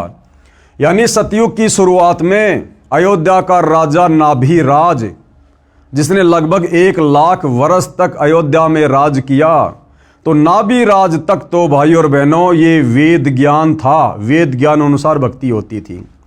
नाभिराज के बाद में अयोध्या की गद्दी पर बैठा उसका बेटा ऋषभदेव। ऋषभदेव जैन धर्म के लोग जिसे अपना प्रथम तीर्थकर मानते हैं, जैन धर्म का उत्पत्तिकर्ता मानते हैं। तो नाभिराज के बाद सतयुग में अयोध्या का राजा बना ऋषभदेव, और उस ऋषभदेव ने भाई और बहनों फिर मनमाना आचरण करना शुरू कर दिया था। उसने फिर भूखा रहकर साधना करना, व्रत करना, मुंह में पत्थर लेकर साधना करना, नंगा रहकर जंगल में जाकर साधना करना, उसने फिर इस वेद ज्ञान के विपरीत साधना शुरू कर दी थी। और उसी समय से यानी सतयुग 1 लाख वर्ष बीतने के बाद से लेकर वर्तमान समय तक, जब तक सतगुरु रामपाल जी ने सन 1994 से वापस ये यथार्थ शतभक्ति देनी शुरू नहीं की थी, तब तक भाई और बहनों ये दुनिया मनमाना आचरण करती हुई आ रही है। क्योंकि राजा इक्ष्वाकु का परपौत्र नाभिराज हुआ, जो अयोध्या का राजा था तथा अंतिम कुलकर यानी कुल की मर्यादा का पालन करने वाला अर्थात वेद ज्ञान अनुसार साधक था। उसके बाद नाभिराज का पुत्र राजा ऋषभदेव हुआ, जो जैन धर्म का प्रथम तीर्थकर हुआ, जिसने शास्त्र विधि त्याग कर मनमाना आचरण करके साधना की, भक्ति की। प्रश्न 6, अब किसी ने सवाल किया है पुराण कैसे बने, कि इन पुराणों की रचना कैसे हुई है। इन पुराणों की रचना भी भाई और बहनों मनमाने तरीके से हुई है, मनमाने तरीके से। पुराणों में भी यथार्थ भक्ति नहीं है। उत्तर कृपया ध्यान दें, यह वेद ज्ञान यानी जो गीता में बताया गया है, सतयुग के प्रारंभ में यानी शुरुआत में, यानी लगभग 1 लाख वर्ष सतयुग बीत जाने के बाद ही समाप्त हो गया था। इसका प्रमाण कहाँ है? इसका प्रमाण है जैन संस्कृति कोश, यानी जैन समाजियों की एक पुस्तक है, जैन संस्कृति कोश नामक पुस्तक, जिसके लेखक हैं प्रोफेसर भागचंद जैन भास्कर, सन्मति प्राच्य शोध संस्थान नागपुर कला एवं धर्म शोध संस्थान वाराणसी। इसके प्रकाशक हैं डॉक्टर प्रेम शंकर द्विवेदी। डॉक्टर भागचंद्र जैन भास्कर के पेज नंबर 176 पर लिखा है कि इक्ष्वाकु के वंश में राजा नाभिराज हुए, उनके पुत्र ऋषभदेव जी हुए, जो अयोध्या के राजा थे। ऋषभदेव राज त्याग कर 1 वर्ष तक निराहार रहे, यानी भूखे रहे, व्रत किया। अब ये व्रत करना ना गीता में है ना वेद में है। तो ये राजा ऋषभदेव से पाखंड इस भक्ति में शुरू हो चुका था, मनमानी भक्ति इन्होंने करनी शुरू कर दी थी। यानी कुछ नहीं खाया, फिर जंगल में चले गए, 1000 वर्ष तक घोर तप किया। अब ये घोर तप करना ना गीता में लिखा है ना वेदों में। गीता जी तो मना कर रही है कि जो साधक तप करते हैं वो शरीर में विराजमान परमात्मा को और शरीर के कमल चक्रों में विराजमान देवताओं को भी दुखी करते हैं। वो तो राक्षस स्वभाव के जान, और उनको तो मैं घोर नरक में डालता हूं। अब बताओ, सतयुग में राजा ऋषभदेव ने उस समय यह तप करना शुरू कर दिया था, वेद विरुद्ध साधना। 1000 वर्ष तक घोर तप किया, जो जैन धर्म के प्रथम तीर्थकर हुए। इसके पश्चात धर्म देशना यानी नाम दीक्षा देने लगे, मनमुखी रूप से नाम देने लगे। और प्रथम नाम उपदेश उस ऋषभदेव ने अपने पुत्र यानी भरत के पुत्र मरीचि को दी। किसको दी? अपने पुत्र भरत के पुत्र मरीचि को दी। इसी मरीचि को वैदिक धर्म का प्रवर्तक माना जाता है। यही आत्मा आगे चलकर जैन धर्म का 24वां तीर्थकर महावीर जैन बना। अब बताओ, ऋषभदेव ने अपने पोते मारीचि को नाम दीक्षा दी, और ऋषभदेव खुद वेद ज्ञान के विरुद्ध साधना करने लग गया था। तो जिसको वो नाम उपदेश देगा वो भी तो वही साधना करेगा वेद विरुद्ध। तो अपने पुत्र मारीचि को उसने प्रथम नाम दिया, और वही मारीचि वाली आत्मा आगे चलकर लाखों वर्ष बाद जैन धर्म का 24वां तीर्थकर महावीर जैन हुआ। तो बताओ भाइयों और बहनों, जब सतयुग में जैन धर्म के प्रवर्तक ऋषभ देव ने ही वेद विरुद्ध साधना शुरू कर दी थी, तो जैन धर्म के 24वें तीर्थकर महावीर स्वामी के पास, महावीर जैन के पास भला वेद अनुसार साधना कहां से होगी। और जब आप पढ़ेंगे जैन समाज की पुस्तक आओ जैन धर्म को जाने, उसमें साफ साफ लिखा है कि महावीर जैन ने अपने जीवन काल में 363 पाखंड मत चलाए। यानी बहुत सारे पाखंड मत तो ऋषभ देव जी ने शुरू कर दिए थे, और फिर महावीर जैन ने भी कमी नहीं छोड़ी, 363 पाखंड मत चला के चला गया। नंगा रहना, मुंह पे पट्टी बांधना, प्याज लहसुन नहीं खाना, सूर्य अस्त होने से पहले भोजन कर लेना, दुनिया भर के पाखंड मत चला के निकल पड़ा। यही आत्मा आगे चलकर, कौन सी आत्मा?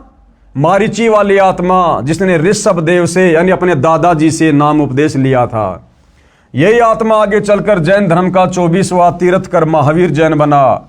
जिस साधना को श्री ऋषभ देव जी करते थे, वही साधना अपने प्रथम शिष्य मरीची को दी।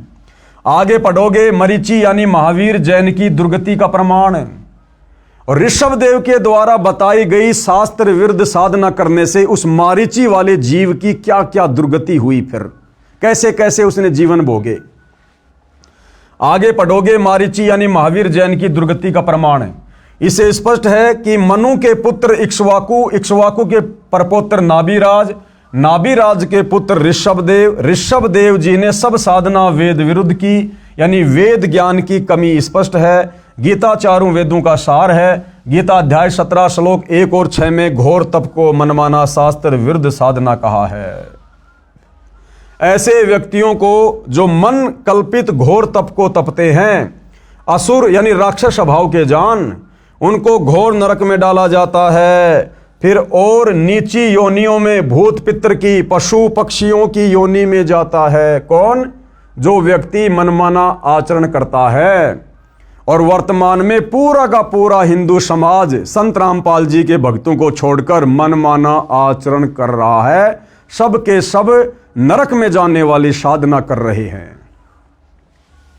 गीता अध्याय 17 श्लोक 5, जो मनुष्य शास्त्र विधि से रहित केवल मनमाना, जो वेदों व गीता शास्त्रों में कहीं नहीं है, जैसे राधे राधे श्याम मिला दे, ओम नमो भागवते वासुदेवाय नमः, व्रत करना, तीर्थों पे जाना, मूर्ति बनाकर पूजना, मंदिरों में जाना, मस्जिदों में जाना, चर्चों में जाना, गुरुद्वारा बनाकर पूजा करना, तप करना, पैदल यात्रा करना, कावड़ लेके आना, ये वेदों में और गीता जी में कहीं नहीं है। ये मनमाना आचरण है, और ये मनमाना आचरण करने वाला अंत में नरक का भागी होता है, क्योंकि ये साधना वेद और गीता के विरुद्ध है।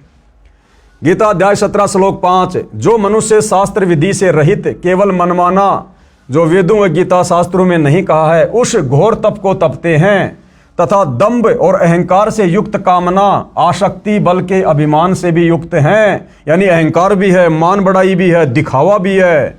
गीता अध्याय 17 श्लोक 6, शरीर रूप से स्थित भूत समुदाय को, शरीर में असंख्यों सूक्ष्म जीव हैं, उन प्राणियों को और अंतःकरण में स्थित मुझको दुखी करने वाले यानी अधिक कष्ट देने वाले हैं, उन अज्ञानियों को तू आसुर यानी राक्षस स्वभाव वाले जान। यानी जो व्यक्ति वेद और गीता विरुद्ध साधना करता है, जो व्यक्ति तत्वदर्शी संत की शरण में आकर शास्त्र अनुकूल सत भक्ति नहीं करता, भाई गीता ज्ञानदाता कह रहा है कि वो तो राक्षस स्वभाव को धारण किया हुआ मनुष्य में नीच व्यक्ति है, उसको तो मैं घोर नरक में डालूंगा। तो आज सतगुरु रामपाल जी के पंथ में उनके भक्तों को छोड़कर 99.99% हिंदू समाज, मुसलमान समाज, सिख समाज, ईसाई समाज, पूरे विश्व के प्राणी शास्त्र विरुद्ध, वेद विरुद्ध, गीता विरुद्ध मनमाना आचरण, मनमानी भक्ति कर रहे हैं। देख लेना भैया क्या बनेगी। ऋषियों ने मनमाना आचरण तथा कुछ वेद के आधार से ओम नाम का जाप किया तथा हठ योग, घोर तप किया, समाधियां लगाई, अपनी अपनी साधना का अनुभव बताना शुरू किया, शिष्य बनाने लगे। उनको जो ज्ञान ब्रह्मा जी से सुना था वह तथा कुछ अपना अनुभव हुआ, उसको मिलाकर पुराणों की रचना की। इस प्रकार से भाई और बहनों ये 18 पुराणों की रचना हुई है। ये वेद अनुसार साधना तो सतयुग की शुरुआत में नष्ट हो गई थी। उसके बाद में सुना सुनाया ज्ञान और मनमानी भक्ति आगे चलने लगी। फिर आगे जितने भी बड़े बड़े साधु संत महात्मा ऋषि हुए हैं, दुर्वासा जैसे, वशिष्ठ जैसे, विश्वामित्र जैसे, मार्कंडे जैसे, इन लोगों ने कुछ एक साधना तो थोड़ी बहुत वेदों से निकाल ली और कुछ एक इन्होंने समाधि अवस्था में जो भी इनको अनुभव हुआ उसको मिलाकर गोल मटोल करके अपना अनुभव इन्होंने पुस्तकों के रूप में लिख दिया और समाज में पेश कर दिया, जिसको हम कहते हैं पुराण। तो भाई और बहनों, इन 18 पुराणों में जो ज्ञान वेदों से मेल खाता है, जो ज्ञान गीता जी से मेल खाता है, वो तो सत्य है, वो हमें स्वीकार्य है। और इन 18 पुराणों का जो ज्ञान वेद और गीता के ज्ञान के विरुद्ध है, वो किसी काम का नहीं है, वो कूड़ा करकट है।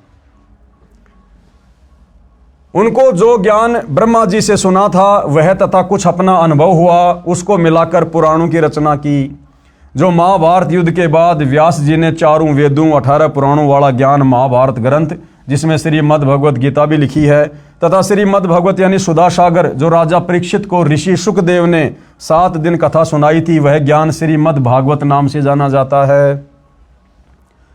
इन सब को लिपिबद्ध किया किसने? वेद व्यास जी ने कागज पर लिखा, जो आज आपके कर कमलों में है। विशेष ऋषियों ने एक दूसरे से सुना ज्ञान बताया, जिससे पवित्र पुराणों की रचना हुई।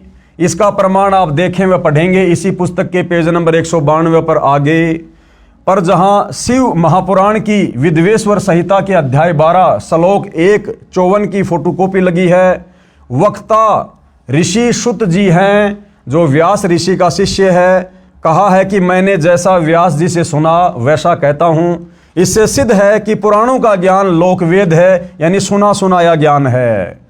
कहा सुना यानी दंत कथा है, जो वेद विरुद्ध है, जिसका मुक्ति से कोई लेना देना नहीं है। प्रश्न नंबर 7, वेद, गीता तथा 18 पुराणों का ज्ञान एक समान हुआ, क्योंकि ऋषियों ने भी वेदों को पढ़ा, फिर भक्ति की, अपना अनुभव बताया, जो पुराण कहे जाते हैं। तो इसका उत्तर गुरुदेव दे रहे हैं, वेदों व पुराणों का ज्ञान एक समान नहीं है। पुराणों में कुछ ज्ञान वेदों का है, शेष ऋषियों के घर का है, जो व्यर्थ है, बेकार है, उनका खुद का अपना अनुभव है। और भक्ति मार्ग में खुद का अनुभव नहीं चलता। उदाहरण दिया गुरुदेव ने, मार्कंडे पुराण का उदाहरण दे रहे हैं गुरुदेव। अध्याय रोचे ऋषि की उत्पत्ति कथा प्रश्न 250 पर कहा है कि एक रुचि ऋषि था, जो वेदों को पढ़ता था। उसने विचार किया कि मनुष्य जीवन मोक्ष प्राप्ति के लिए मिला है, कि भाई मानव जन्म दुर्लभ है, ये मिले न बारंबार, जैसे तरवर से पत्ता टूट गिरे फिर बहुर न लगता डार। ये मनुष्य जन्म पूर्ण परमात्मा हमें केवल मोक्ष प्राप्ति के लिए, सत भक्ति के लिए देता है, कि मानव जन्म पाए कर जो नहीं रटे हरि नाम, भाई जैसे कुआं जल बिना फिर बनवाया क्या काम। तो रोचे ऋषि को इस बात का ज्ञान था कि ये जो मनुष्य शरीर है, ये केवल पूर्ण परमात्मा की सच्चे तत्वदर्शी संत से सत भक्ति लेकर मोक्ष करवाने के लिए मिलता है, कि मनुष्य जीवन मोक्ष प्राप्ति के लिए मिला है। इसलिए उसने न विवाह करवाया, न आश्रम का निर्माण किया, वेदों को जैसा समझा उसी अनुसार साधना करता था। उसकी उम्र 40 वर्ष हो गई थी। एक दिन उस ऋषि के पितामह यानी दादा तथा पर पितामह यानी उसका परदादा तथा पर पितामह का पिता यानी 3 दादाजी, एक पिता आकाश में दिखाई दिए। उस रोचे ऋषि के पूर्वज जो मर चुके थे, दादा परदादा उसका दादा, एक दिन उसको आकाश में दिखाई दिए। उससे पहले वो रोचे ऋषि वेदों के अनुसार सत भक्ति कर रहा था, लेकिन उसके पूर्वजों ने जो भूत बने हुए थे, उन्होंने उसको वेद विरुद्ध साधना पर लगा दिया।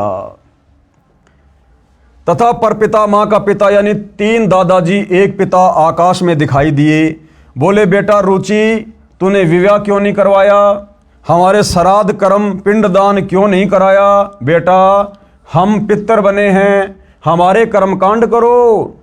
क्योंकि रोचे ऋषि के दादा ने परदादा ने वेद विरुद्ध साधना की, मनमाना आचरण किया और फिर वो भूत बन गए, प्रेत बन गए, पितर बन गए, कष्ट भोग रहे थे। तो वो सारे के सारे रोचे ऋषि को दिखाई दिए और उसको क्या कहा कि बेटा रुचि, तूने विवाह क्यों नहीं करवाया, हमारे श्राद्ध कर्मकांड पिंडदान क्यों नहीं कराए, जबकि वेदों में और गीता में ये पाखंड करने के लिए कोई आदेश नहीं है।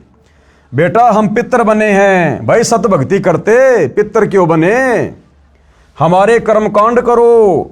रुचि ऋषि बोला, हे पिता, हे पितामहे, वेद में कर्मकांड को अविद्या कहा है, यानी मूर्खों का कर्म बताया है वेदों में। श्राद्ध निकालना, पितर पूजना, यानी मूर्खों का कर्म बताया है, ये नहीं करना चाहिए। पितर बोले, बेटा ये सत्य है। वो पितर क्या कह रहे हैं कि बेटा रुचि, बिल्कुल वेदों में ऐसा ही लिखा है कि श्राद्ध नहीं निकालने चाहिए, ये पितर पूजा नहीं करनी चाहिए, कोई भी कर्म कांड नहीं करना चाहिए। पितर बोले, बेटा ये सत्य है कि वेदों में कर्मकांड यानी भूत पूजा, पितर पूजा, देव पूजा को अविद्या यानी मूर्खों की साधना कहा है। आप जिस मार्ग पर लगे हो, वो पूर्वज कहने लगे कि बेटा रुचि, आप जिस मार्ग पे लगे हो ना, जो वेदों के अनुसार साधना कर रहे हो, यह मोक्ष मार्ग है। बेटा हम बहुत दुखी हैं, हमारा कर्मकांड कर, विवाह करवाओ। चारों पितर भी ऋषि थे, इन्होंने वेद विरुद्ध भक्ति की, जिस कारण से पितर योनि में कष्ट उठा रहे थे, अपना जीवन नष्ट किया, अपने बच्चों को सुमार्ग छुड़वाकर, यानी रोचे ऋषि जो वेदों के अनुसार साधना कर रहा था, सुमार्ग पर लगा हुआ था, उन पितरों ने अपने उस बच्चे का सुमार्ग छुड़वाकर कुमार्ग में धकेल दिया। उसको डरा के, धमका के, लोभ लालच दे के कि पितर तेरा ये भला कर देंगे, पितर तेरा ये कर देंगे। और गुरुदेव कहते हैं वो पितर खुद तो भूखे मर रहे हैं, बता रुचि ऋषि का भला क्या भला कर देंगे। लेकिन उस वेद अनुसार साधना पर लगे हुए रुचि ऋषि को भी उन पितरों ने भ्रमित कर दिया और वेद विरुद्ध साधना पर लगा दिया, कर्मकांड में लगा दिया। रुचि ऋषि ने विवाह करवाया, एक पुत्र हुआ, उसका रोचे नाम रखा। अब इस कथा का क्या सार है, गुरुदेव हमें वो समझाना चाहते हैं। इस कथा का सार क्या है? रुचि ऋषि ने कहा कि कर्मकांड यानी पितर पूजा, भूत पूजा, देव पूजा को वेदों में गलत बताया है। पितर भी ऋषि थे, वेद याद कर रखे थे, पढ़ते भी थे, वे तुरंत मान गए कि वेद में ऐसा ही लिखा है। यह जो वेद ज्ञान है ये वेदों से लिया सत्य है, परंतु कर्मकांड ऋषियों के घर का है। ये ऋषि क्या करते थे, ज्ञान तो वेदों का बताते थे, लेकिन ये कर्मकांड अपनी तरफ से करवाते और करते थे। ये वेदों से लिया सत्य है, परंतु कर्मकांड ऋषियों के घर का है, नरक का मार्ग है, ये हमने नहीं करना है। गीता अध्याय 9 श्लोक 25 में वेद ज्ञान इस प्रकार है। अब भाइयों और बहनों, गीता अध्याय 9 श्लोक नंबर 25 में ये पितर पूजने के विषय में, भूत पूजने के विषय में, श्राद्ध निकालने के विषय में क्या दिशा निर्देश हैं। देवताओं को पूजने वाले देवताओं को प्राप्त होंगे, यानी जो लोग देवी देवताओं की पूजा करते हैं, जिन देवी देवताओं की पूजा करने के लिए गीता जी मना कर रही है, गीता अध्याय 7 श्लोक नंबर 12 से 15 में वेद मना कर रहे हैं, तो जो व्यक्ति देवी देवताओं की पूजा करेगा, मरने के बाद वो देवी देवताओं के लोक में चला जाएगा और उनका नौकर बनेगा। थोड़े बहुत समय रहेगा, फिर नरक में ठोक दिया जाएगा।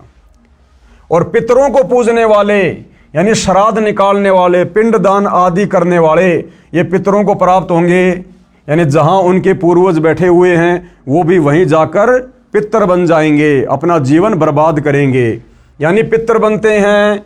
और भूतों को पूजने वाले यानी 13वीं महीना वाली क्रिया, अस्थि उठाकर गंगा में प्रवाह करना, श्राद्ध आदि करना, भूतों को प्राप्त होते हैं, यानी वो प्रेत बनते हैं।